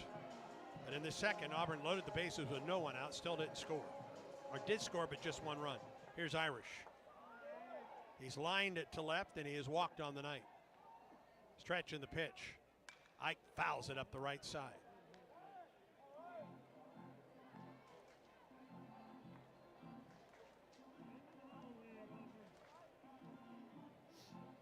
One 0 Auburn on top. A run on 2 hits, no errors for Auburn. Georgia Tech No runs, no hits, also no errors. Andrew Dutton in the first base coach's box for Auburn. Carl Nunemaker just beyond the third base box as Rembert gets his lead at first with one out. 0-1. Ground ball foul again. This one into the dugout. Yep, it is breaking ball down and in. They don't want Ike to get his hands extended. Last time, line drive to left field, and he's a guy that'll go the other way. They're not letting him extend his hands right now. He drove it to the warning track and left, and it came with the bases loaded. The best swing of the day for Auburn. Without question. Now the 0-2 pitch to Irish. Here it is. Spoils a good pitch. Just went down and just got a bat on the ball. And these are these opportunities with 2 strikes where we have seen Ike shorten up and kind of take what they give him. And, hey, right now, there's a ton of room down the third baseline, and he's a guy that'll go that way. He could triple Absolutely. down the third baseline right now. With a slow roller. 0-2. Miss low. Yellowwood scoreboard finals. Texas A&M over Sam Houston State 13-3. Florida beat Georgia Southern 12-1. Tennessee over Lipscomb 11-1. Auburn goes to Tennessee next weekend. A ball and 2 strike that. Shouldn't it be 2-2 the count? Nope, 1-2 the count. Yep. And time called by Irish. Bottom of the 6th, Kentucky leads Louisville 17-5. That Kentucky team took 2 of 3 from Tennessee and Knoxville last weekend. South Carolina and North Florida tied at 2, top of the 10th. Alabama 7, Samford 4. That game is in the bottom of the 5th at Joe Lee Griffin Field in Birmingham. 1-2 the count to Irish. The pitch went after a high fastball and came up empty. 2 down in the inning. Bottom of the 7th, Vanderbilt, Middle Tennessee tied at 3. Top of the 4th, they're playing the Governor's game in Pearl, Mississippi. Mississippi State leads Ole Miss 3-2. Bottom of the 5th, 5-4, Texas State leads number 1 Texas 5-4. They're playing that game in San Marcos. Now Freilich to the plate, misses down and in, does Ballard. A runner at first, now 2 outs. Arkansas 10, Little Rock nothing. Top of the 7th. That game is about to become a run rule game. Oklahoma trails Oral Roberts 4-3. Top of the 6th, and Lincoln, or excuse me, in Norman. 1-0 pitch. Freilich reaches down and fouls it out of play. Top of the 3rd, LSU 2, Northwestern State nothing. That's in Baton Rouge. Bottom of the 6th, Missouri trails Missouri State 7-0. That game is in Springfield. And Clemson leads Georgia 2-0. Top of the 5th, that Clemson pitch. Ooh, just missed the outside corner. 2-1 to Freilich. A runner at first, now 2 outs for Auburn. And you add this many teams to the league, it takes a lot longer to get through the scoreboard than it used to be. You're not kidding. 2 outs, a runner at first, the 2-1. Freilich fouled it back, got a pitch that was up, and he fouled it back. 2-2. Andy, I just went back and did some calculations. Since the Thursday night game in Austin, Auburn is 0 for its last 25 with runners in score position. It's hard to do that if you're trying to do it. 2-2 pitch. Up the left side, Carl Nunemaker skips rope and gets out of the way. He almost put Auburn up 2-0 right there with a ground ball, because that's a ground ball to the third baseman, and it's probably going to score a run. Left fielder Daniel now plays straight away and left. The pitch down and in. 3 balls and 2 strikes. Rembert gets an early start from first. Full count. Do you throw over if you're Ballard? I don't know if they're going to hold him on. They're not going to hold him on. Yeah, he might come behind him a little bit. They like to play some games. He's not too deep. Nope, he's back. So 3-2 pitch. There he goes. Freilich, base hit inside the third base bag. Rembert is on his way to third. The throw there, he's not in time. It gets past the third baseman, but Vaughn Lackey is backing it up, and he saved a run. Runners at the corners with 2 outs. We talked about him, the old tennis background for Chase Freilich. He'll let the ball get deep, backhand the other way. I mean, he said he was a one-handed backhand guy, but that's a 2-hand backhand down the line. And just a great job of hitting there by the freshman, and now another opportunity with a runner in scoring position for the Tigers. And here is Bub Terrell. He has been up with 2 outs in the first and struck out with runners at first and second. He popped up to left in the third, and now bats with runners at first and third and 2 outs in the fourth. Bub's a good hitter with 2 outs. He's batting .356. The pitch, outside, ball 1. 1-0. Ball gets away from the catcher. No, I don't know. Or is he flipping the ball away? He threw the ball. I don't know what happened. That means he must have thrown it and it must have hit Bub. I don't know what happened, but the ball went rolling up the third base line. Took off running. Yeah, Rember was going to try and score. And nobody from the Auburn dugout said anything about it, so it must not have been. But yeah, the ball rolled down the third base line. 1-0. Ball 2. 2 straight off-speed pitches up and out to Bub Terrell. It's a right-handed pitcher and the left-handed hitting Bub Terrell. Rembert at third and Freilich at first. 2 balls and no strikes. The pitch. Swing and a miss and a pitch down and in. Yeah, it swung at ball 3, and that's the thing. Did. You have to be. I mean, you don't have to swing on 2-0, and that was the thing. I think Bub had made up his mind he was going to swing before that ball was thrown, and so now you've given him an opening here. 2 balls and a strike to Terrell. 2 down in the inning. The pitch. Swing and a fly ball left side, curving into foul ground, and it falls down in the corner. Count goes to 2-2. Good distance by Terrell, but just kept curving foul. Yeah, and it's 2 strike protection time, and we've seen Bub choke up and do a good job of just slapping the ball over the head of the shortstop. This is the opportunity for that now, because you're probably going to get another breaking ball, and you got to see it just like Chase Freilich. You got to see it deep right here, and you got some room on the left side. And we do see Terrell choke up just a bit. Yep. This is it. You got to see it deep, let it travel, and just take it the other way. 2 balls and 2 strikes to count to the Auburn freshman left fielder. Here comes the pitch. Inside out swing and sends it up the third baseline foul. Hey, and he got a fastball and a heck of a job just to get a piece of it right there. Got it in on the hands. But that's also I think it's a confidence for Bub now. He's like, I'm sitting breaking ball, and I was still able to foul that off. I think it gives him confidence that he can stay on that breaking ball. Another 2-2 pitch from Ballard to Terrell. Here it is. High fly ball into left. Left fielder is there. Makes the catch, and the inning comes to a close. No runs, 2 hits, no errors, and 2 men left. Through 4 innings, Auburn has stranded 10.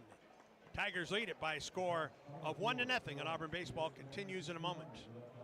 The passion, the tradition, the rivalries. Sirius XM is your destination for all things college sports, and we've got you covered. On SEC Radio, there is complete coverage of every school in the conference, including live games, plus 24/7 talk and analysis. So cheer along on the Sirius XM app and listen to your favorite team anywhere. And now you can get 3 months of Sirius XM free. Subscribe now. See offer details at SiriusXM.com/SEC Sports. Don't stop planning for your future. Don't stop investing in your kids' education. Don't stop dreaming of that new home. And don't stop growing your business. Whatever you're passionate or dreaming about, don't stop. Because when you have a bank you can trust, you have the confidence to take on tomorrow. Speak with a Trustmark associate today for advice on achieving your goals. Trustmark. People you trust, advice that works. Member FDIC, Equal Housing Lender.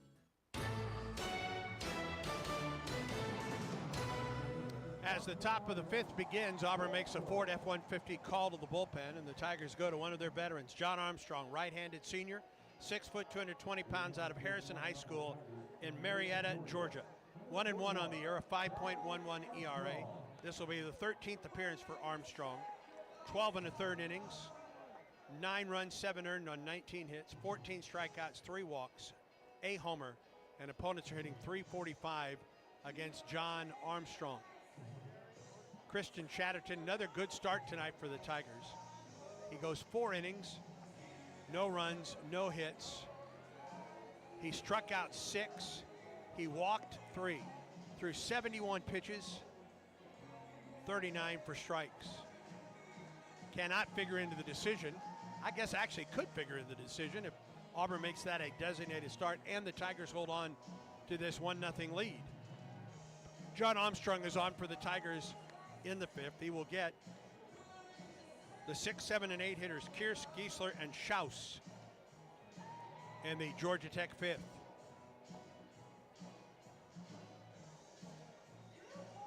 Tech is looking for his first hit of the night. Had one. They had a hit to lead off the fourth up the middle, but behind the second base bag, it hit. Yeah. Literally hit the umpire and deflected right to Rembert, It did. who threw to first for the out. And if you're Auburn, you're looking up and you're going missed opportunity after missed opportunity after missed opportunity. You know you're going to have to score at some point. What you have to do is just keep pitching the ball well, and they've done it so far, and now it's Armstrong's turn. Carson Kierce walked back in the second. Right-handed hitter to face John Armstrong, who always works off the stretch and the pitch. Missed outside, ball one.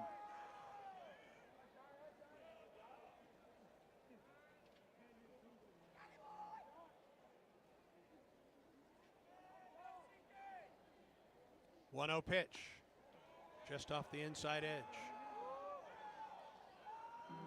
And if you're Armstrong here, this is 6, 7, 8, 9. Right-handers, you've got to get these guys out right here for John Armstrong. Armstrong at Tech, an inning, gave up no runs with a walk, and there's a strike. 2 balls and a strike to Kierce. Guevara guards the line at third. Outfield play straight away. Now the 2-1 to Kierce. Ball 3 low.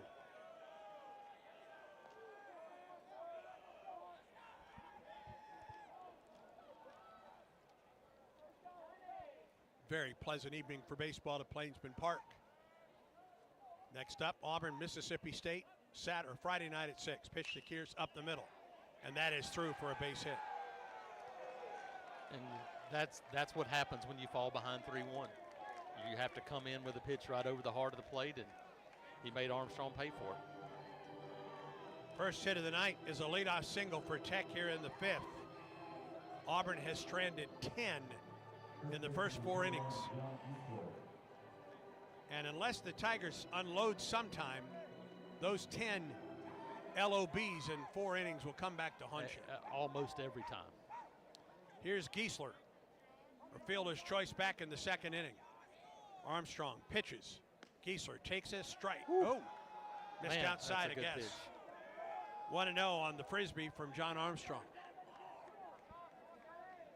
Giesler hitting .269 on the year, 2 homers and 11 runs batted in. Kierce at first, 6 stolen bases in 8 attempts. The pitch. Fly ball into right center field. Irish ranges in, makes the catch. And Kierce returns to the bag at first. Andy, it's a weird position to be in, but right now, the team down 1-0 with 1 hit feels like it has the momentum in this baseball game. Auburn has put the leadoff man on base in every inning. Only once has that runner come home to score, and that's the only run by either team so far. And that run scored on 4 walks. Right. Here's Connor Slaus, the DH. Make that Schaus.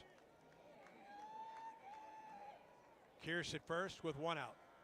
Stretch in the pitch. Line drive into left. Terrell ranges back, makes the catch. Boy, that ball was ripped to left, but Terrell was perfectly placed. 2 outs. Yeah, and that's sometimes the hardest one. It's hit right at him.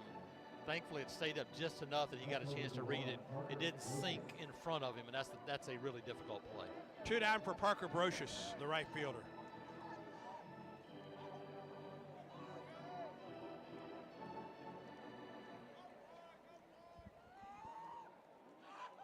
Two down and a runner at first for Tech. Stretch in the pitch to Brocious. Drops in for a strike.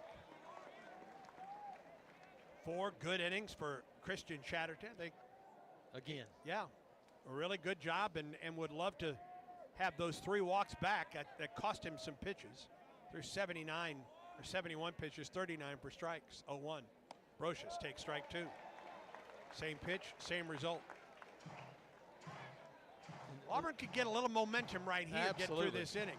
It could, and the one thing Armstrong, because he's such a short stint guy, sometimes he can throw too good of pitches on 0-2. Right here, you don't need to throw anything too good. Got the number 9 hitter at the plate. The 0-2 pitch. Swing and a miss. Fastball right Down to Hart. That'll work. That'll work. No runs, a hit, no errors. A man left for Tech. We go to the bottom of the fifth. Auburn 1, Georgia Tech nothing. And Auburn baseball continues in a moment. I like what I like, and I do what I want. If what you like is getting the highest payouts, getting the most free play, and finding more of your favorite games all on a spacious upscale gaming floor, then Wind Creek Atmore is your kind of fabulous. No matter what fabulous means to you, you'll find it here. Wind Creek Atmore. Gambling problem? Call 1-800-GAMBLER. Hey guys, it's Auburn baseball season again, and if you want to hit your next big event out of the park, then get Baumhauer's Victory Grill in Auburn to help with all of your catering needs. From team parties to tailgating or any big event you may have, Baumhauer's always hits a home run by making sure all of your logistics are covered, and you can just sit back, relax, and enjoy the big game. And if you need a place to host your party, come try Baumhauer's new covered patio. Give us a call to book your big event today. Baumhauer's Victory Grill, 2353 Bent Creek Road in Auburn. War Eagle. Back to the ballpark for more Auburn baseball.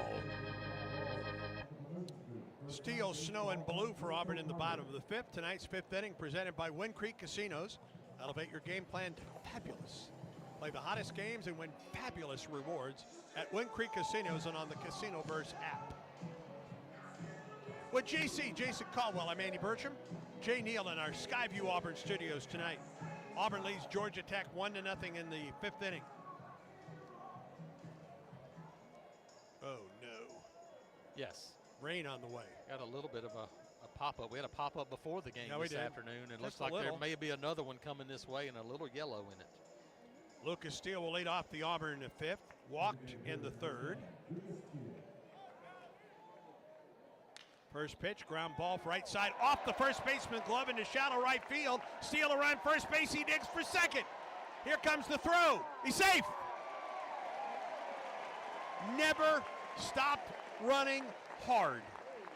Yes, that is heads up baseball. He saw the deflection. Because of the shift, there was nobody there. Sure right. So no man's land there. Tough play for the first baseman, too. I don't know how you rule that one, but it was a backhand play, a short hop a little bit. But, hey, now again, another runner in scoring position for the Tigers to start an inning. The most important thing is Auburn has a runner at second base to lead off the fifth, and here's Snow. Eric has walked and lined out to second. Stretch, the pitch. Swing, and he pops it up on the first pitch, and he pops it up into shallow right. Brocious is on. Oh, and he made the catch. He almost overran it.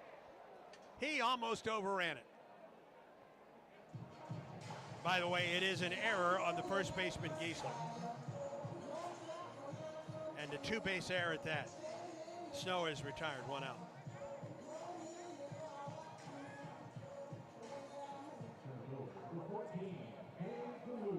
Here's Cade Ballou.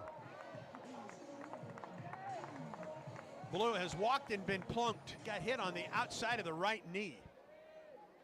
Runner down at second base is Lucas Steele. A hustle, two-base error. The pitch, high and outside to Cade Ballou. Andy, we keep saying it, but just one swing. Just one swing. I agree. I don't disagree with you right now. I know. I mean, it's you think sooner or later you'd have one of those Chris Rembert swings. Here's the 1-0. Inside corner, it's a strike. A ball and a strike to Ballou. Nice pitch from Carson Ballard, the third pitch of the night, third pitcher of the night for Tech. And once again, he's done what he did the last time.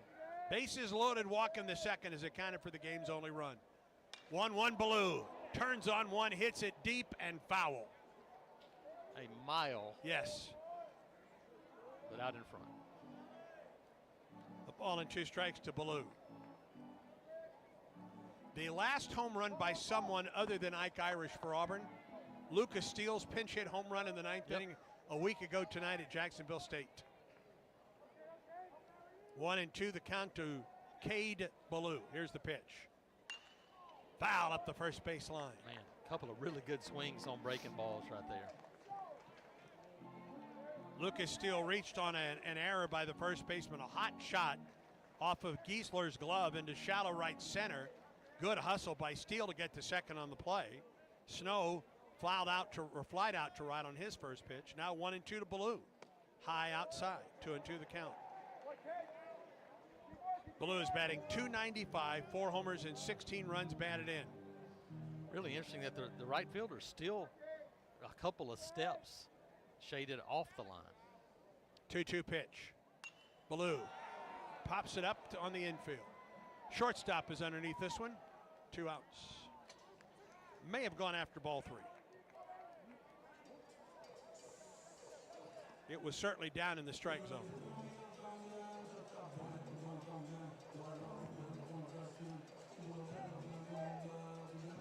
Two down. It'll take something from Eric Guevara. Struck out swinging in the second with the bases loaded. And hit into a fielder's choice to end the third. First pitch to Guevara. A little bit low. A ball and no strikes. How about a ground ball through the right side right here? Big hole on that right side. There's a lot of room. Steele gets his lead at second base. The pitch. Ground ball left side. Knocked down by the shortstop. He does not have a play. He saved a run. Diving stop by Lodis. I think he saved a run. I'm not sure. I'm not sure Auburn would have sent him, but it took away any chance that Auburn would send Steele. So there's a single for Guevara, and Auburn has runners at first and third with 2 down. So Auburn breaks the streak and still doesn't get a run because it's an infield single. That's right. And now here's Rembert. He is 2 for 3 with a couple bloop singles to left in the first, to center in the fourth. Steele at third and Guevara at first with 2 down here in the fifth. The stretch by Ballard. And the pitch. Swing and a miss by Rembert. He missed the fastball. And I think he was on it too.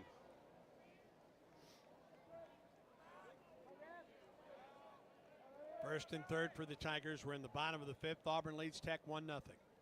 There's a ground ball right to the shortstop. Lodi flips to second, and the inning comes to a close. No runs, a hit, an error, and 2 men left. We're through 5. Auburn 1, Georgia Tech 0. This is the Auburn Sports Network. Enjoy baseball and softball season on the Plains with live sports radio presented by Alpha Insurance. Auburn Sports Network broadcasts are available with no delay at both Plainsman Park and Jane B. Moore Field. Every grand slam, stolen base, and strikeout, yours with no delay. Look for the live sports radio kiosks around the ballpark. Live sports radio lets you take the broadcast with you at every football game, plus home men's and women's basketball games, baseball and softball. Live sports radio presented by Alpha Insurance. The Southeastern Conference. It's the land of legends, the places, the faces, and moments. And he's going for it. It's a touchdown! We've seen the confetti fall again and again. We're not done. It's time for the next generation to make their mark and go from 14 deep to 16 strong. It's a whole new ball game in the SEC, and it just means more.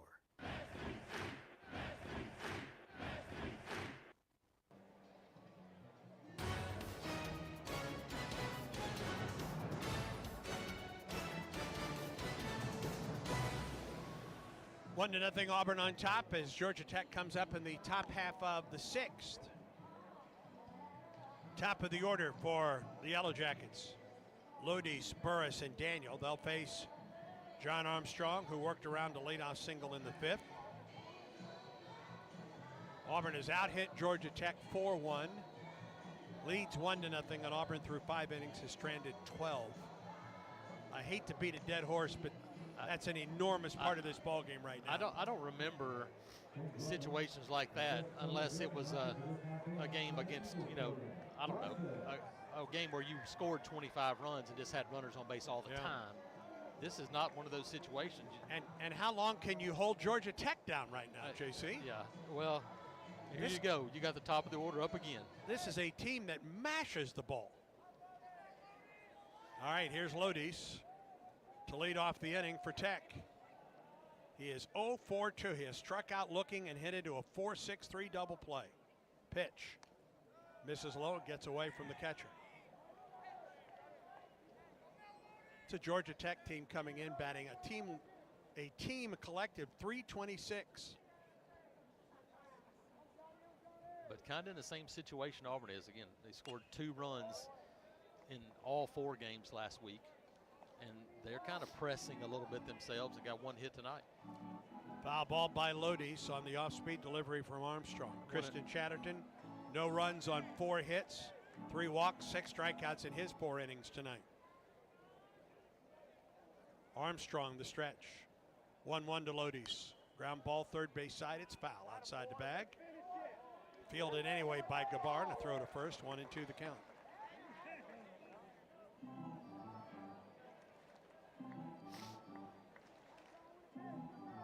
Irish is playing medium depth and right. Yep, a little bit in. You're right. Auburn with the shift on the left side of the infield right now. Lodis, right-handed hitter, awaits the 1-2. Swing and a miss. He struck him out on an elevated fastball.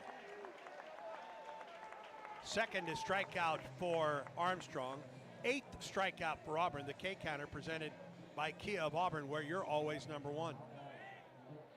Here's Drew Burris. Done a good job of kind of lulling guys to sleep and then coming back with a fastball for a couple of strikeouts. That's a fastball that has more velocity on it now than it did 2 years ago for John Armstrong. Yeah, absolutely, and it's been the difference for him. Able to throw strikes early, then he can finish with a fastball. Burris is 0 for 2 on the night. Line drive right at Terrell, and it gets to him on a hop, and Burris is aboard.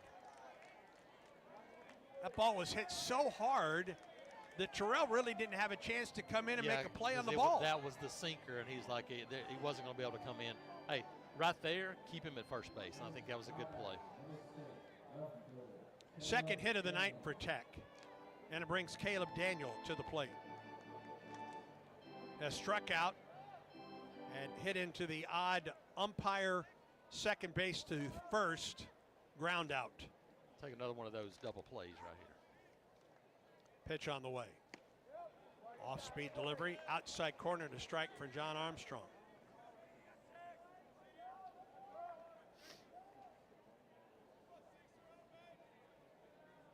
Oh, 1-1 to Daniel. Armstrong stretches, throws to first, runner back.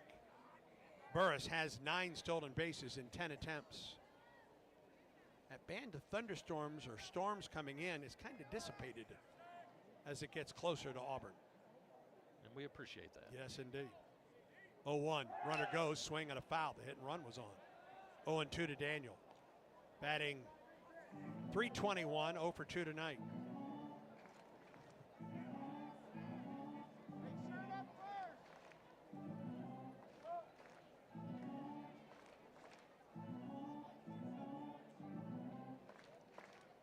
No balls and 2 strikes to Daniel. Yep, 0-2 here. Can you go back door, but bend it back door? Don't leave it across the plate. Do you send Burris again? He doesn't. The pitch, 0-2. Off the glove of the catcher, and Burris goes to second base on a pass ball. Yep, I mean, just in the mid. 1-2 the count to Daniel.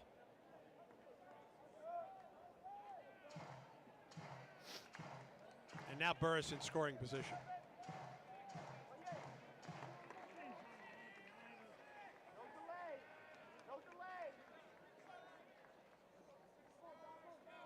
Armstrong gets his sign, now comes set. Burris at second base with a 1-2 count. Here it is. Swing and a miss, off speed, got it. That's that backdoor breaking ball, and a really good pitch right there by Armstrong.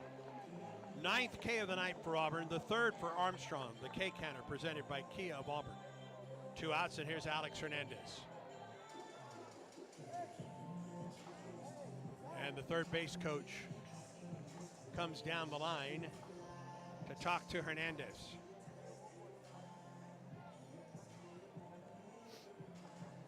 Auburn softball on the road at South Alabama tomorrow night at 6 in Mobile. J.J. Jackson with the call on WEGL Weagle 91.1 FM at 5:45. Softball will host South Carolina this weekend at Jamie Moore Field. An improved South Carolina team. Played really well last weekend. They destroyed Kentucky in a sweep. Auburn baseball will host Mississippi State. 6 o'clock Friday, 6 o'clock Saturday, 2 o'clock on Sunday. Mississippi State playing the Governor's Cup tonight, down 5-3 to Ole Miss the last time I saw that. All right. 2 outs, 2 with Hernandez at the plate. Burris gets a big lead at second. Armstrong checks him, stretches, and pitches. Out in front, and he fouled it off. Auburn has made good use of the off-speed pitch tonight. Early, middle, deep in the count, doesn't matter. Chatterton and Armstrong. 0-1 the count to Hernandez. Outstanding, or good 2-out hitter, batting .288. 0-1. Good pitch right there. Missed outside, good job to hold up by Hernandez.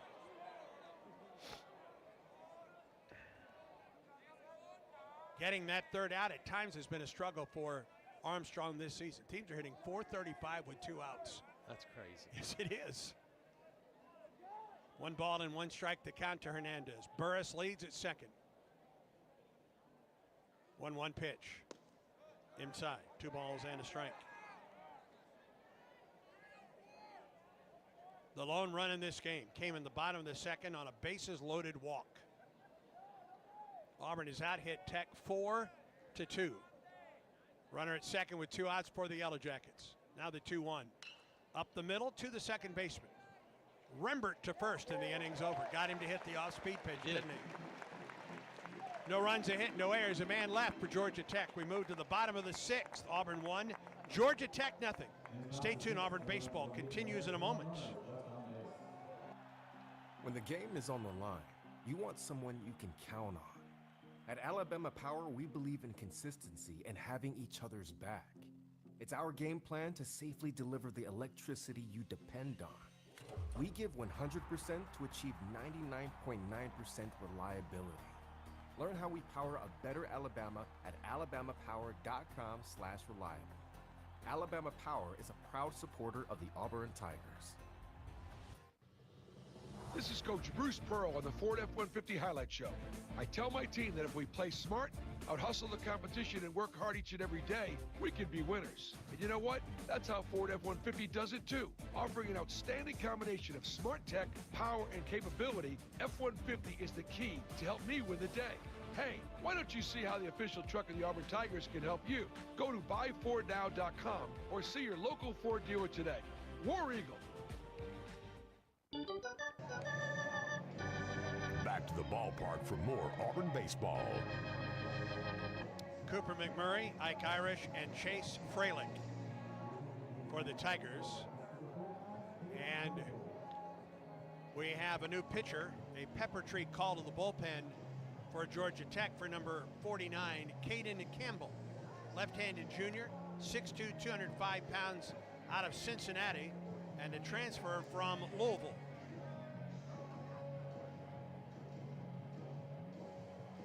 Campbell 1-0 on the season, a 3.27 earned run average. This will be his 13th appearance, all in relief.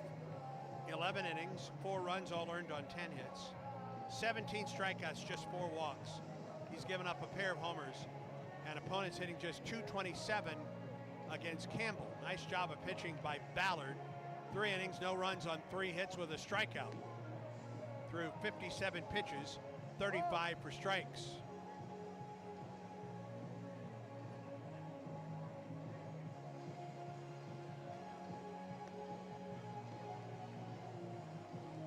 So Auburn will get a left-hander here with McMurray and Irish and Freilich. So 3 lefties coming up for Auburn in the inning.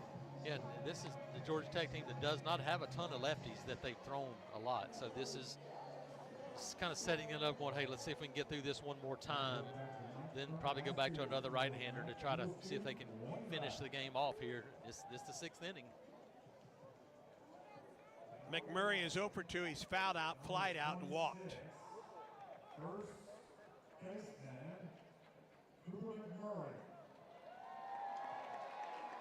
The Eagles program part of all the game tonight. National anthem. They were on the field with Auburn on the national anthem tonight. McMurray swings at the first pitch, grounds to Lodis, who throws to first for the out. 1 pitch and 1 out. Tried to go the opposite way. They're now giving the batting order for Auburn here, making the announcement of the batters in this inning. They're on top of the dugouts throwing out T-shirts in this last half inning as well. Ike is 0 for 2 tonight with a walk. He's lined it deep left and struck out swinging. Facing the left-hander, Caden Campbell. Wind in the pitch to Irish. High and outside with a fastball at 91. You know, whippy lefty is Caden Campbell, a guy that kind of that three-quarter arm slot that you can tell is pretty tough on left-handers. Ball and no strikes to Irish. Wind and the delivery. Irish fouled it off the catcher into the backstop. Yeah, to the tune of 130 against left-handed hitters. A violent swing by Ike Irish.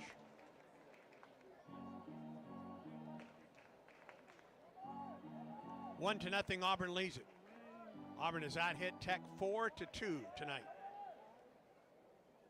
Now the 1-1 to Irish. High and outside, 2-1. In a game that feels like it should be 8 or 9-0. Yes. That's how well Auburn has pitched it tonight. Absolutely. And the opportunities that Auburn's offense has had. It hasn't been because they swung the bat exceptionally well. It's just because they've had so many people on base. 2-1 pitch to Irish. Got a good pitch to hit and fouled it off the left side out of play. 2-2. He was just out. I'd just say that, but he looked like he was out in front of the swing and he fouled it off the left side. Yeah, almost like it.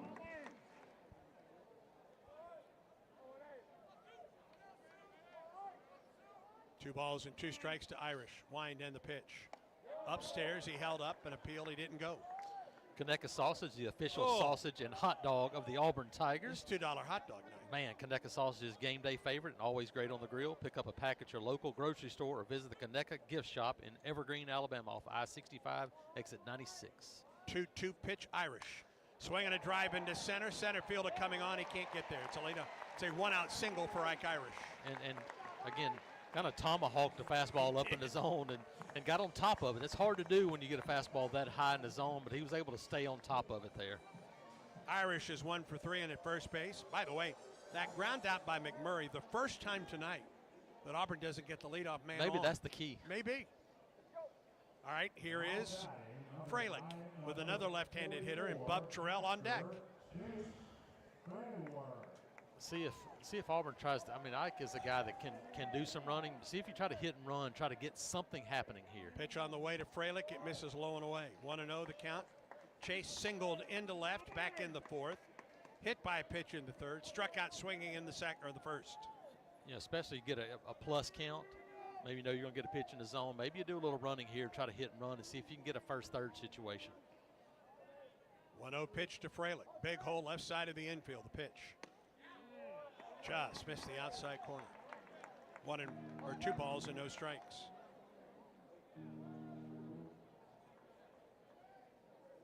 I don't know if you do it 2-0 here because you make him throw your strike here, but you get a pitch to hit right here if you're Chase Freilich. 2-0 from Campbell. Headed home. Outside. Missed 3-0. Bub waiting on deck. And an opportunity for Bub, especially if, again, get another first and second situation here. It feels like that's been the entire night. Wind's starting to pick up a little bit at the ballpark. Here's the 3-0 pitch to Freilich on the way. Down the middle with a fastball. Strike 1. Auburn men's golf opens defense of its SEC championship tomorrow in Sea Island, Georgia. 3 balls and a strike to Freilich. Stretch in the pitch, runner goes. Swing on a foul. The hit and run was on. There it is. 3-2. And Chase knows he had a pitch right there. Kind of fastball away and shortstop's covering. You had a hole on the left side right there that he had a chance to go through. Hey, don't forget that Auburn Track and Field will host the Tiger Track Classic Saturday morning. So it's 10:30 over at the Hutzel Rosen Track. It's the only home event of the season for Auburn Track. 3-2 pitch to Freilich. Here it is. Runner goes again. Tried it down again. The left side and out of play off the screen. Got a little precipitation falling now, Andy. That's what you were pointing at. Just a little bit. Yep.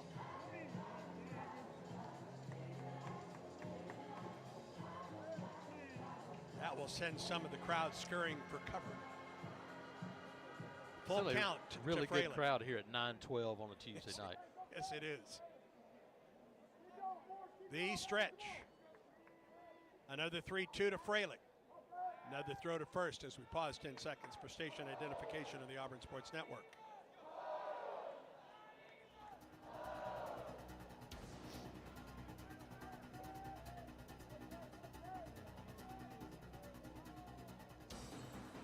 Three-two count. Ball 4. He walked it. Really good at bat right there by Freilich. And again, your broken record continues. It's still on the skip right now. It's first and second again for the Tigers. One out and Terrell at the plate. Bub has been at the plate with runners in scoring position in every inning. Struck out in the first, and he's popped up to left twice since then. Irish at second, Fralick at first, and Terrell at the plate. Like it's coming down a little bit harder. Starting to scatter a few more folks. Lefty on lefty as Campbell comes set. Here's the pitch. Terrell takes a strike. Fastball at 91. Switch hitting, Lucas Steele in the on-deck circle for Auburn. I almost feel like with this lefty, you almost feel like you almost want to take a two-strike approach right now if you're Bub. Just go the other way with it. 0-1 to Terrell, the pitch. Missed outside and low, blocked nicely by Lackey, 1-1. I think, but you know, you can shorten up, try to stay away from that breaking ball, and don't swing at anything out of the zone right here. And you do that, then you're going to give yourself a really good opportunity. There is activity in the bullpen for Tech. I wouldn't be surprised if it's not a right-hander. Yeah, I think that's where they would go again, back and forth. 1-1 to Terrell. Here's the pitch. Bub takes strike 2. A ball and 2 strikes. Off-speed delivery in there for a strike to Terrell.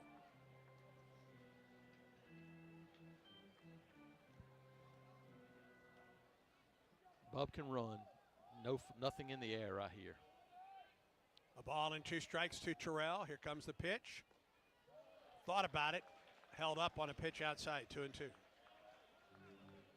Ike Irish at second and Chase Fralick at first. You see if they'll try it. I don't know, but he leans so much there. See if they try to come fastball in right here. Two balls so far out over the plate. Sorry. 2-2 to Terrell. Here comes the pitch. Swing and a miss at one outside and in the dirt. 2 down. And here comes Steele. And if Campbell stays in the game, and why not, Steele will turn around and bat right-handed. Lucas walked and scored in the second, walked in the third, reached on an error in the fifth.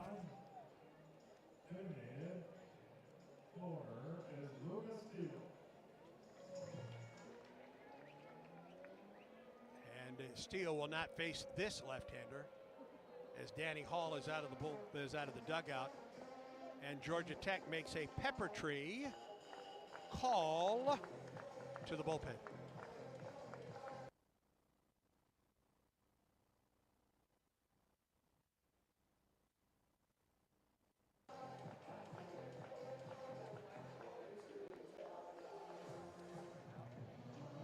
Pepper tree call to the bullpen for Georgia Tech.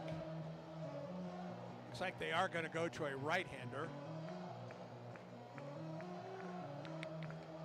So Steele will turn around and bat left-handed for Auburn. A one-out single by Irish. A one-out walk to Fralick. A strikeout to Terrell.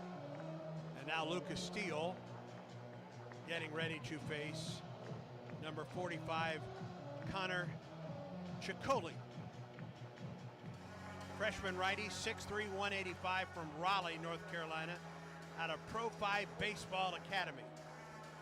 Ciccoli, no record, an earned run average of 4.96. This will be his 10th appearance and his 7th in relief. 16 in the third innings, 9 runs all earned on 20 hits, 9 strikeouts, 4 walks, 1 homer. And opponents are hitting .317 against Connor Ciccoli, which reminds me of the Sean Penn character, Fast Times at Ridgemont High, Spicoli. to get that out before I lost it. Chicoli on with 2 outs. Runners at first and second for Auburn. And Lucas Steele will bat left-handed against the right-hander, Chicoli.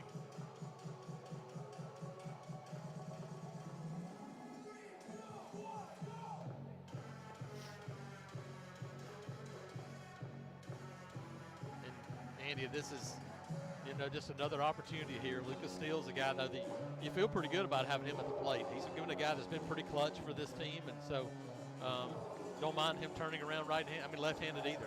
I think that's okay with the Tigers. Connor Campbell for Tech. 2/3 of an inning, no runs on a hit with a walk and a strikeout.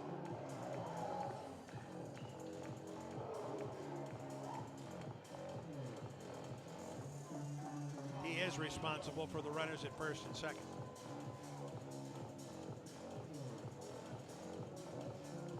And is Lucas Steele the guy that delivers a 2-out base hit for Auburn with a runner in scoring position? Auburn has a 2-out base hit tonight.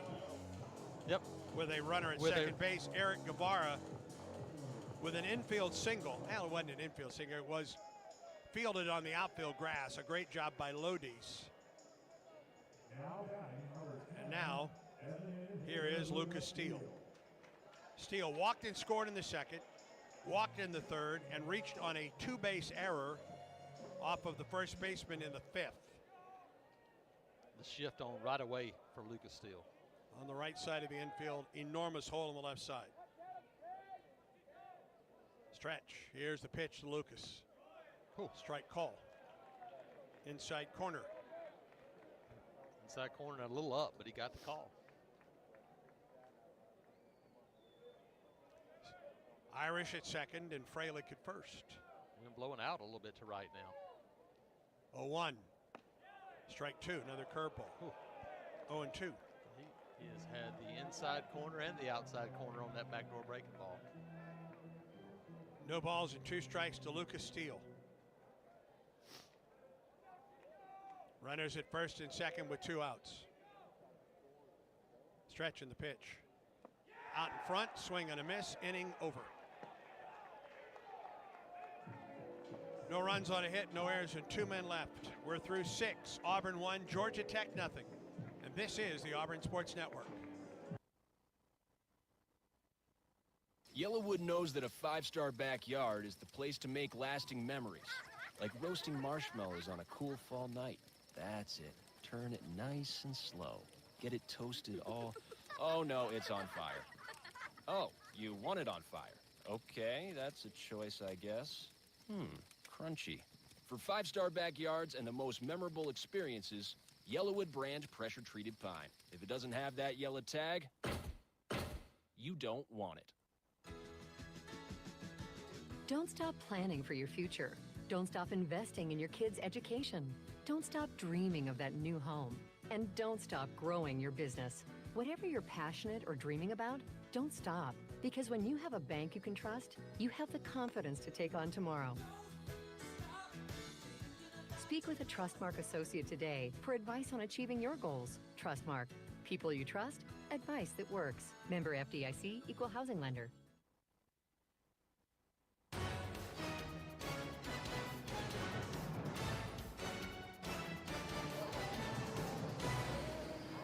Auburn with a Yellowwood call to the bullpen. Tigers go to one of their top relievers out of the pen in left-hander Carson Myers. Carson, senior lefty, 6'3", 213 from Bowling Green, Kentucky, a transfer last season from UAB. Myers 0-2 on the year, 3.49 earned run average. 14th appearance, 13th in relief, second on the Auburn Ball Club with 3 saves. 28 in the third innings, 12 runs, 11 earned on 26 hits, 35 strikeouts, 5 walks. Has given up 3 homers, and opponents are hitting .243 against Carson Myers. A good 2 innings of work tonight for John Armstrong. No runs, 2 hits, 3 strikeouts, no walks through 21 pitches. Make that 24 pitches and 16 for strikes. Andy, kind of interesting to me. Carson Myers has been one of their best guys, but you have a run of right-handers up now for Georgia Tech. They only have a couple of lefties, period. But you're coming in now and facing, you got basically 7 righties in a row now for Georgia Tech. And so really interesting dynamic here. I know they're like Carson. They've been good against anybody, but interesting to see this at this time with all the right-handers coming up for the Yellow Jackets. The first of those right-handers is Vaughn Lackey, the catcher. He is 0 for 2 with a strikeout and a flyout. Both of those came against Chatterton, the Auburn starter, who gave up no runs, no hits through 4 innings. First pitch from Lackey. To Lackey is right down the middle for a strike from Carson Myers. Lackey, Kearse, and Giesler. The 3 to face Myers in the inning. Carson winds and fires. Strike 2. Got the low strike there. Yeah, we've seen that zone expand here the last couple of innings. Auburn pitching has struck out 9 tonight. 9 Ks in the right field corner. 0-2. Fouled up and out of play off the right side.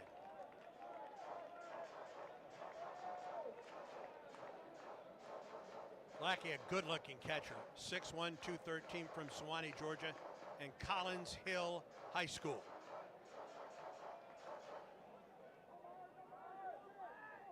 Another 0-2. Right down the middle for strike 3. There's the 10th strikeout for the Tigers.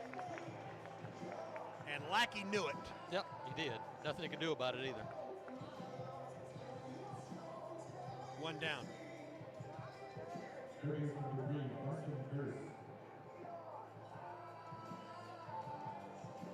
Here's Carson Kearse. Has walked and a single. He led off the 5th with a single. First pitch from Myers. Bounces away from Freilich. 1-0 the count. Probably down in the zone a little bit, but it probably would have been pretty close. Just bounced away a little bit from Chase there. A light rain continues to fall at the ballpark. 1-0. Popped up into shallow right. Irish is in and makes the catch for the second out.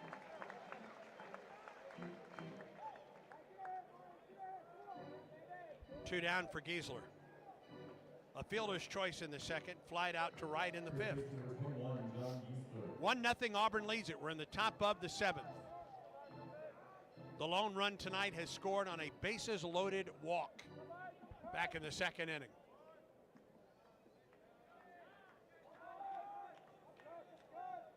Myers, the wind in the pitch. Strike on the off-speed delivery, 0-1. Yep, really good backdoor breaking ball here to start that at bat.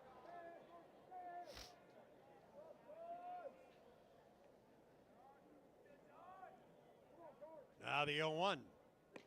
Strike 2. Backdoor breaking ball. Again, and if you're a defensive player, you love playing behind Carson Myers. He attacks, he throws strikes, and he works pretty fast. Yes, he does. And he's ahead of Giesler, 0-2. Struck out Lackey, coaxed the fly ball to right by Kearse. Ahead of Giesler, 0-2. Myers winds, fires. Up. Did he go? He did not. According to first base umpire David Savage. Yep. Elevated the fastball a little bit there. Now you come back and throw the backdoor breaking ball again. If you can spot it the place you did the first 2 pitches, you'll be out of this inning. 1-2 the count to Giesler. Here comes the pitch. Did he go again? That'll peel. He did. Yeah. Yep, could not hold up. Second strikeout of the inning for Myers. The 12th of the night. Make that the 11th of the night for Auburn pitching. And the inning comes to a close. 7th inning stretch time at Plainsman Park. Auburn 1, Georgia Tech nothing. And Auburn baseball continues in a moment.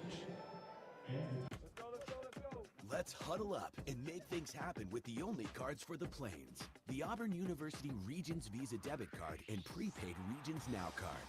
They're a win for your wallet and a big War Eagle, whether you're purchasing stuff for game day or every day. Want to go all in on confidently showing your Tiger pride? Order your card now at regions.com/GoTigers. Regions, official bank of the SEC. Member FDIC.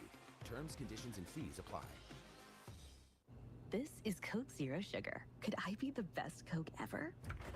Try and taste with your ears. Hear those bubbles? Imagine them tingling on your tongue.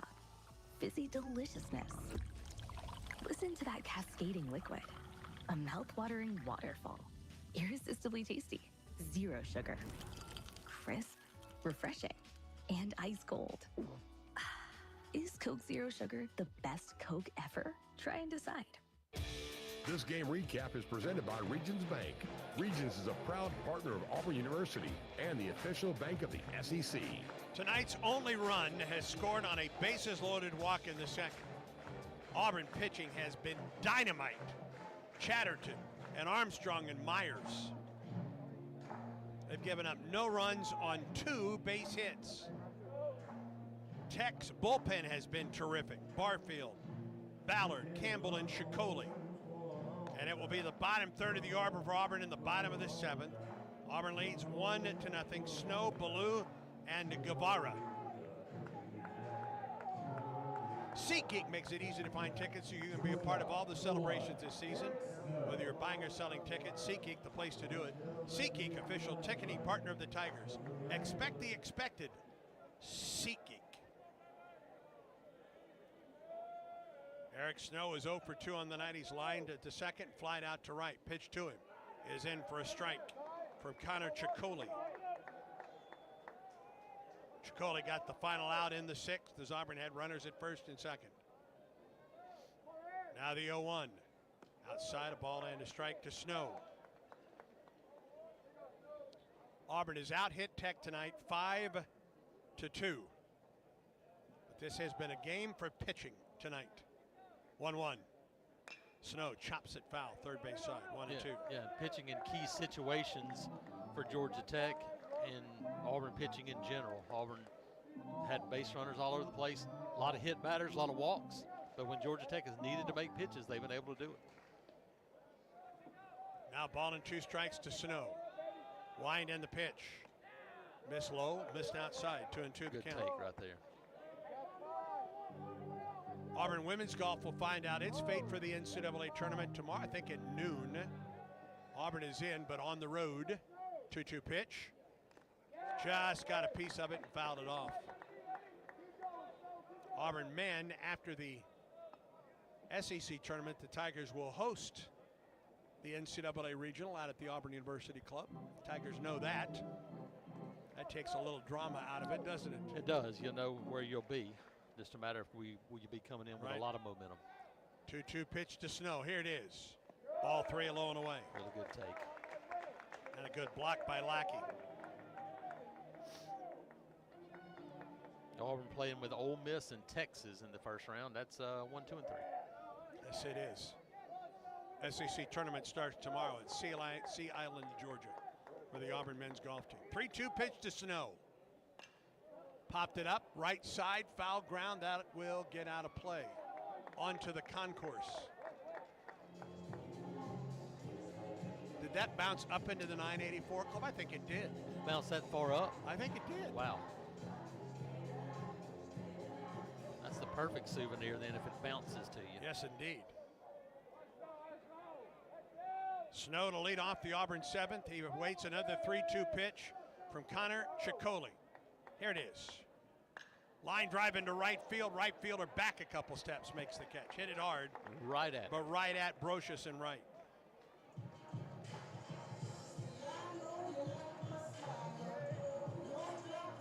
One out. And here's Ballou. Walked, hit by a pitch, and popped up to short. He has come to the plate with runners on base in every inning but this one. So naturally, this is the inning that he homers. I'll take it. I'll take it right now. Here's the pitch to Ballou. Almost hit him. He gets hit again. Got hit on the elbow. That is the least surprising outcome of a K. Ballou at bat right now. I count 4 hit batters tonight for Georgia Tech pitching. Is that right? I believe that is correct because they loaded the bases in one inning with 3 hit batters, and Auburn didn't score. And then that's the 4th, and then the rest of them have been walks, I believe. Here is Guevara. 1 for 3 with a single to left. Visitor stats. Daniels plays shallow in left. Yes, that's 4. Stretch, pitch, Guevara, swing, and a foul tip into the glove of the catcher. Chicola following Campbell, Ballard, Barfield, and the starter Payton to the hill tonight. 4 walks. I mean, it's 4 hit by pitches, 6 walks for Auburn batters tonight. 0-1 pitch. Outside, great job, and they've got Ballou picked off. They throw late to second, and it's a stolen base. The first baseman double clutched at first base before he threw down. Yeah, and the catcher immediately threw to first. Well, Kay Ballou never slowed down. If the catcher just holds the ball for a second and runs toward him, then he probably has a play at second there. But Cade never slowed down, and once he threw it to first, I don't know if the first baseman even gets him even with a double clutch. That's the 12th stolen base for Ballou. A ball and a strike to Guevara. Stretch by the pitcher. Outside and low. Boy, Ballou almost off the second base bag. That's a couple of great stops behind the plate there, because those balls were 3 feet short, and he one hops them like a first baseman behind the plate with a mitt. 2 balls and a strike now to Guevara. Chicoli stretches and pitches. Fastball on the outside corner, 2-2. And see, I think an opportunity here, and even right there at 2-1, that's the couple of breaking balls that were in the dirt. You got to feel like, hey, he's coming back with a fastball because he doesn't want to get Kay Ballou to third base. He's been throwing those balls in the dirt. 2-2 to Guevara. Here's the pitch. Swing and a miss at ball 3. Outside and low.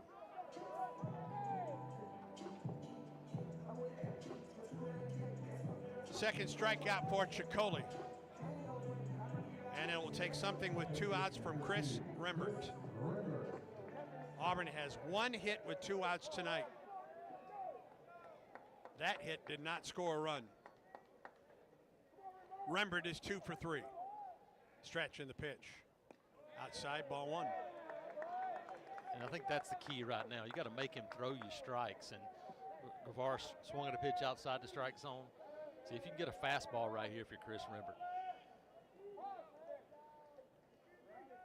Pitch. Swing and a miss by Rembert. Like a little bit of a change there at 81 miles an hour. I believe that's Cam Tilley in the Auburn pen warming up, if needed. 1 ball and 1 strike to count to Rembert. Pitch on the way. Foul tip off the catcher's mask. 1-2 the count. That is Tilley in the Auburn pen. You got 6 outs to cover. Right now, a 1-run lead. Carson Myers, a guy that probably gets you another inning if you feel good, but you know you're going to have that top of the order to get through eventually. 1-2 to Rembert. The pitch, it misses low. Good job to take that one from Chris. Talented Auburn freshman out of Pensacola, Florida. Hey, two bloop singles tonight already. Let's make it a third. 2 balls and 2 strikes with 2 outs. Runner at second base for Auburn in the 7th. The pitch. Outside, ball 3. Good job.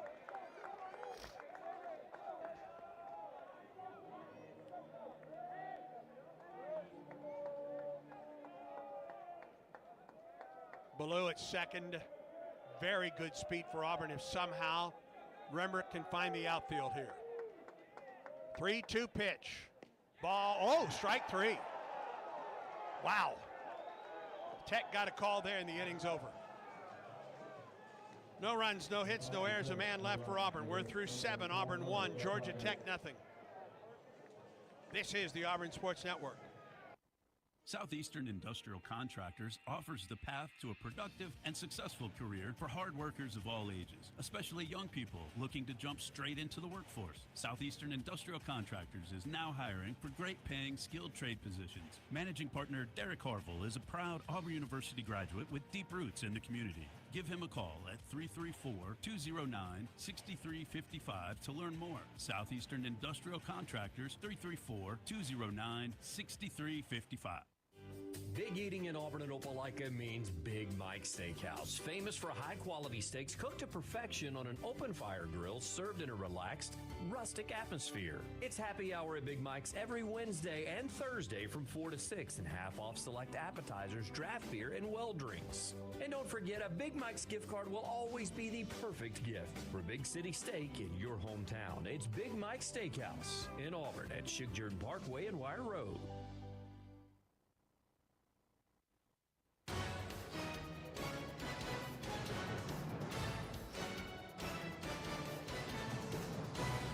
Top of the 8th, Auburn and Georgia Tech, a top 25 battle tonight. Auburn leads 1-0. Tech will have the 8, 9, and 1 hitters coming up. They're going to get their big guns to the plate before this one's over tonight. It will be Schaus, Brocious, and then Lodis. Carson Myers came in and set down all 3 men he faced in the 7th with a couple strikeouts. Schaus, the 8 hitter, 0 for 1 on the night with a walk and a line drive to left. Andy, it feels like right here, pivotal moment in this game. If you're Carson Myers, you want Kyle Lodis to come to the plate with 2 outs and nobody on. No, that's a big part of things right now. First pitch to Schaus. Off the end of the bat in fair ground. Fielded by Fralick. 2 first for the out. Oh, that's a big play. That's a big play by Fralick to get to that one before it goes foul. Bare hand throw to first for the out. And that's our defensive play of the game. Presented by Cook's Pest Control. Don't forget to add pest control to your lineup. From keeping mosquitoes away to protecting against termites and clearing cobwebs, spring cleaning isn't done until you call Cook's Pest Control. That's a heck of a play right there to grab that ball barehanded, knowing that, hey, if I get it right here, I'm going to get it out. But that's a tough play because one mishandle and that's a base hit. Yes. And Tech goes to its bench. Nathaniel Coupe to the plate. Coupe hitting .286, this is his 14th game. He's made 3 starts. He is 4 for 14 on the season. He does have a homer. Right-handed hitter to face Carson Myers, 2 pitches, and Coupe takes a strike. Brocious was 0 for 1 on the night. Pitch to Coupe, fouls it back quickly, 0-2.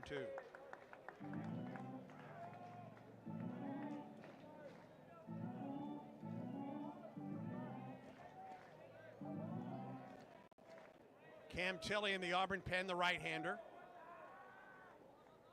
As Myers pitches, Coupe swings and misses at the slider, down and in. 3 strikeouts now for Myers. You did what you needed to do here. 2 out, nobody on, top of the order coming back up. All right, now a decision to make, and maybe there isn't a decision. Yeah, I don't know if there is right now, the way he's pitching. Which he's, in spite of the fact that it's the best hitter, one of the best hitters in the ACC, and Kyle Lodis at the plate. He's 0 for 3 with a couple strikeouts. Myers winds, fires. Strike called on the inside corner. Lodis tried to coax the home plate umpire into calling that one inside. He did not, as he jumped out of the way. 0-1 to Lodis. Pitch. Fouled off the right side out of play, and he had a good cut. Quickly 0-2. Got the fastball in on the hands again. So we've seen 2 fastballs in on the hands to Lodis. He has faced nothing but right-handers since coming in in the 7th. And he's ahead of Lodis 0-2. And to break up the rhythm, the third base coach comes down to talk it over with Lodis. Yeah, I'm not a fan of the offensive timeout in baseball. I don't know when that became a thing, but this is the stall offensive timeout. It is. Not only for your batter to throw Carson Myers off, also for your pitcher to give him a little time, because this could have been a 2-minute inning almost. No balls and 2 strikes to Lodis. But if I know Carson Myers like he is, he's like, okay, I'm going to attack again. Nothing too good right here. 0-2 pitch. Here it is. Got him swinging with a high fastball hitting over. Well, Myers just mowed him down in the 8th with a couple strikeouts. We go to the bottom of the 8th, Auburn's 12th strikeout of the night. 3 up, 3 down for Tech. Auburn 1, Georgia Tech nothing. Holy cow. Stay tuned, friends. Auburn baseball continues in a moment. This is Coke Zero Sugar. Could I be the best Coke ever? Try and taste with your ears. Hear those bubbles? Imagine them tingling on your tongue. Fizzy deliciousness. Listen to that cascading liquid. A mouth-watering waterfall.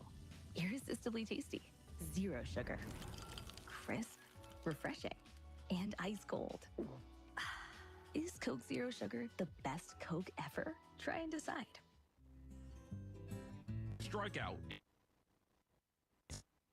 with all the pest control. Cook's proven pest control methods and superior termite control keep your home safe and are backed by a 110% satisfaction guarantee. As the weather gets warmer, your spring cleaning isn't done until you call the official pest control partner of the Auburn Tigers, Cook's Pest Control. Looky, looky, looky, here comes Cookie, Cook's Pest Control.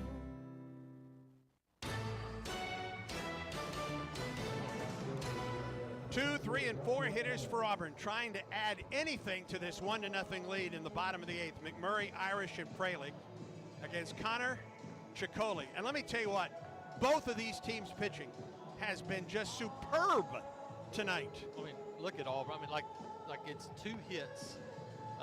We'll give them 2.5 hits on a ball off the umpire, or the second base ump.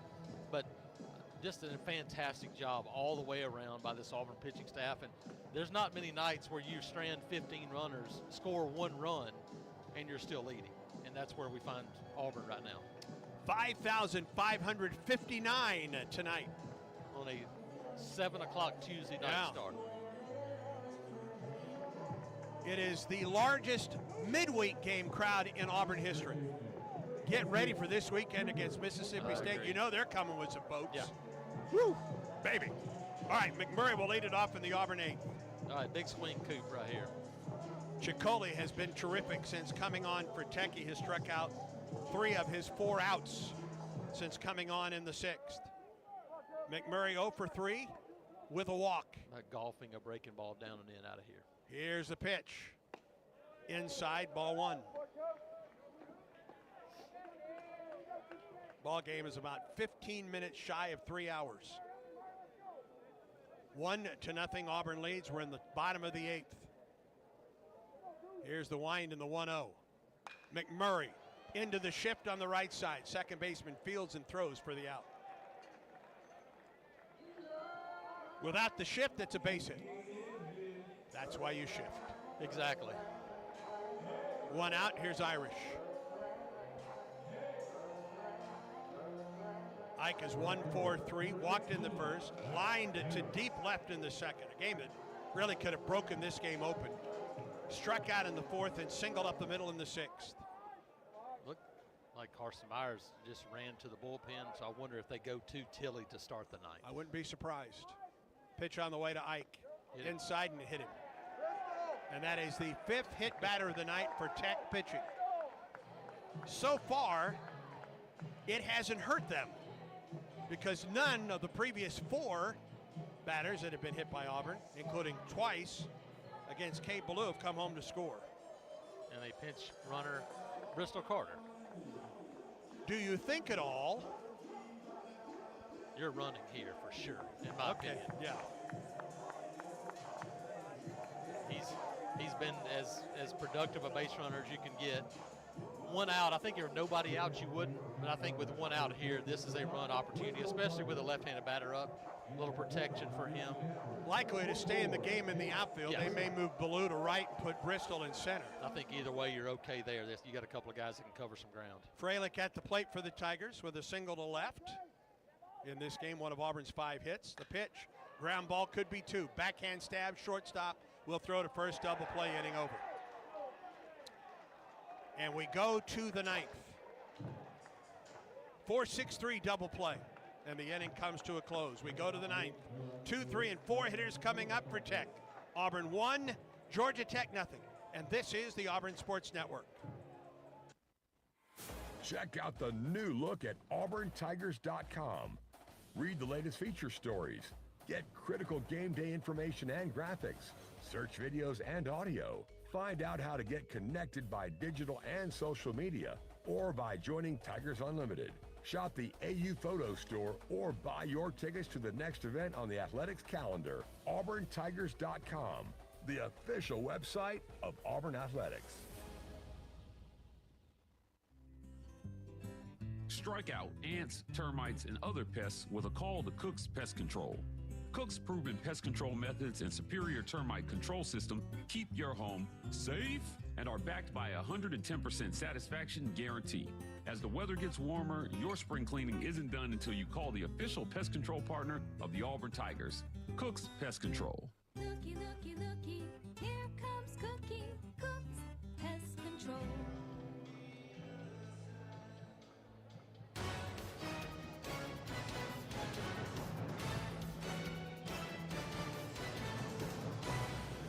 One nothing Auburn. We move to the top of the ninth against Georgia Tech.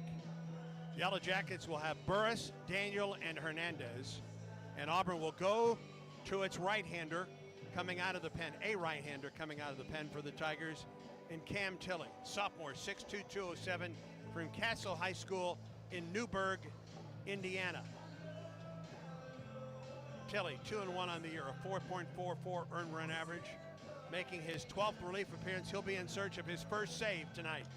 24 in the third innings, 13 runs, 12 earned on 13 hits, 34 strikeouts, 12 walks, 2 homers, and opponents are hitting 157 against Cam Tilley. Carson Myers couldn't have been better for Auburn. Came in, faced nothing but right-handers, and went 2 scoreless innings with 4 strikeouts for the Auburn lefty. And now turns it over to Tilley to face Drew Burris, then Caleb Daniel, and Alex Hernandez. Both Burris and Hernandez with double-digit home runs this season. Burris is 1 for 3 with a single. Daniel 0 for 3, Hernandez 0 for 3. Tilley, the wind and the pitch. It misses off the glove of the catcher, 1-0 the count. As soon as this inning begins for Auburn, both a left-hander and a right-hander in the Auburn pen for the Tigers. 1-0 to Burris. Drops low, 2 balls and no strikes. 1-0 Auburn. The Tigers' lone run came in the second on a bases-loaded walk. Tilley, the wind of the 2-0. Fastball in there for a strike from Tilley to Burris.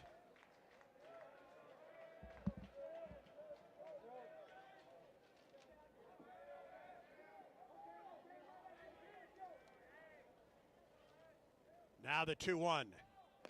Ball 3 outside. 3 balls and a strike. Griffin Graves and Ben Shore in the Auburn pen. Graves the lefty, Shore the righty. 3-1 the count now to Burris. Watch out here. Here's the pitch. Went after a high fastball and came up empty on a 93-mile-an-hour heater. 3 balls and 2 strikes to Burris.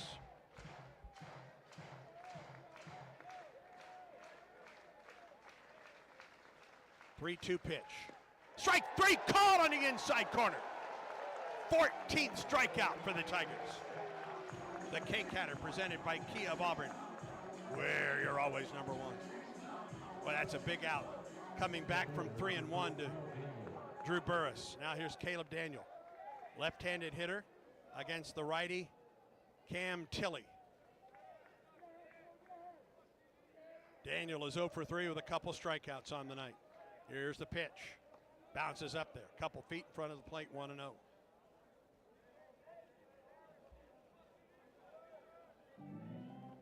"14 strikeouts, only 3 walks, and all of those came from the starter, Kristen Chatterton, who did not give up a hit in 4 innings of work.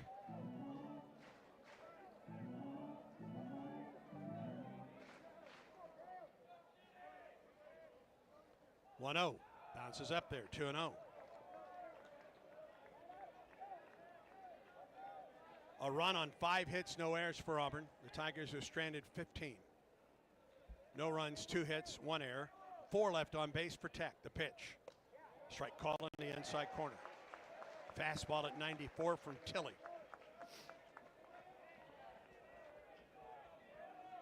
1-0 Auburn. 1 out, top of the 9th. Nobody on. 2-1 pitch. All 3 inside. He's fallen behind the first 2 hitters, 3-1. Came back to strike out Burris. Now he's fallen behind 3-1 to Daniel. The dangerous Alex Hernandez on deck for Tech. Outfield straightaway. Infield back. Now the 3-1.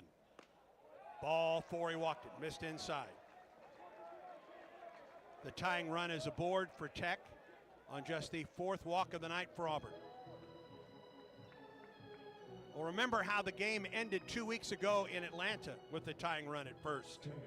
A ground ball to McMurray at first. He stepped on the bag and threw to second, and Auburn tagged the runner out, and that was it. And will Tech use a pinch runner here? I think they may. I think. Well, they're going to call a timeout. And Danny Hall, his first base coach, his third base coach, the runner at first, and the hitter will all now have a timeout meeting out in front of the Georgia Tech dugout.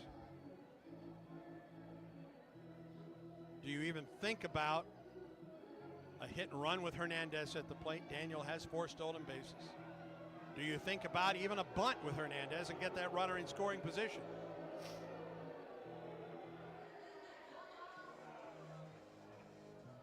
It would appear the decision has been made. Daniel will go back to first, and Alex Hernandez to the plate.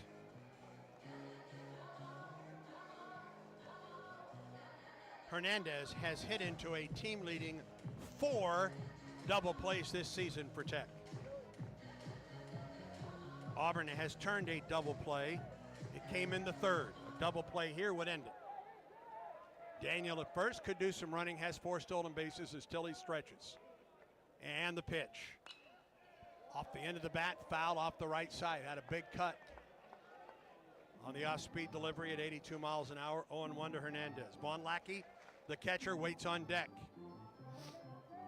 A 1-out walk to Daniel. He's at first. Auburn guards a 1-0 lead. 1 out, top of the 9th. Stretch in the pitch. Chopper foul, third base side.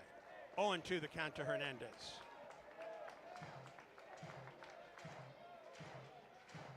Struck out in the 2nd, struck out in the 4th, grounded out in the 6th.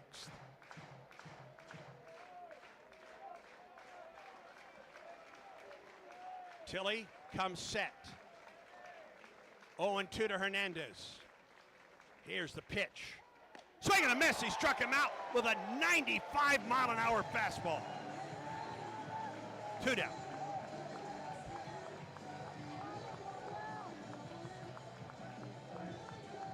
That was just see if you can hit this one. 2 down.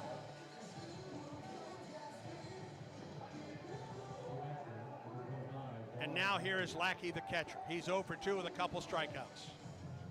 And Tech now will go to a pinch runner. Cooper McMullen is on to run. Just the 3rd game that he's played at, or played in, for Tech this year. A freshman, 6'3", 186, from Bon Air, Georgia.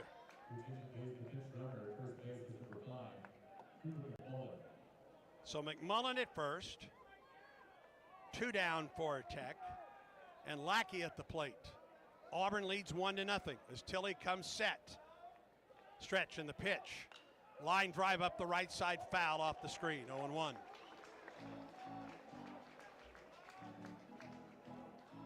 Tilley fell behind Burris. 3-1, came back to strike him out. Walked Daniel on a 3-1 pitch. Then struck out Hernandez on an 0-2 pitch. Now 0-1 the count to Lackey.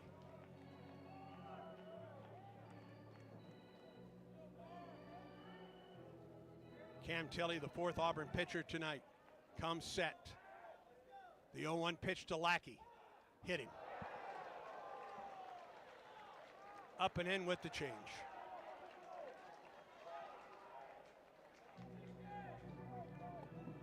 Potential tying run goes to second base, and McMullen for Tech. And here is Carson Kearse. He is 1 for 2 with a single. He's flied to right. He's also walked tonight. Auburn, by the way, brought Bristol Carter. They moved him to left. They put Terrell in right and Ballou in center. Carter came on to run for Auburn in the bottom of the 8th. Stretch. Here's the pitch.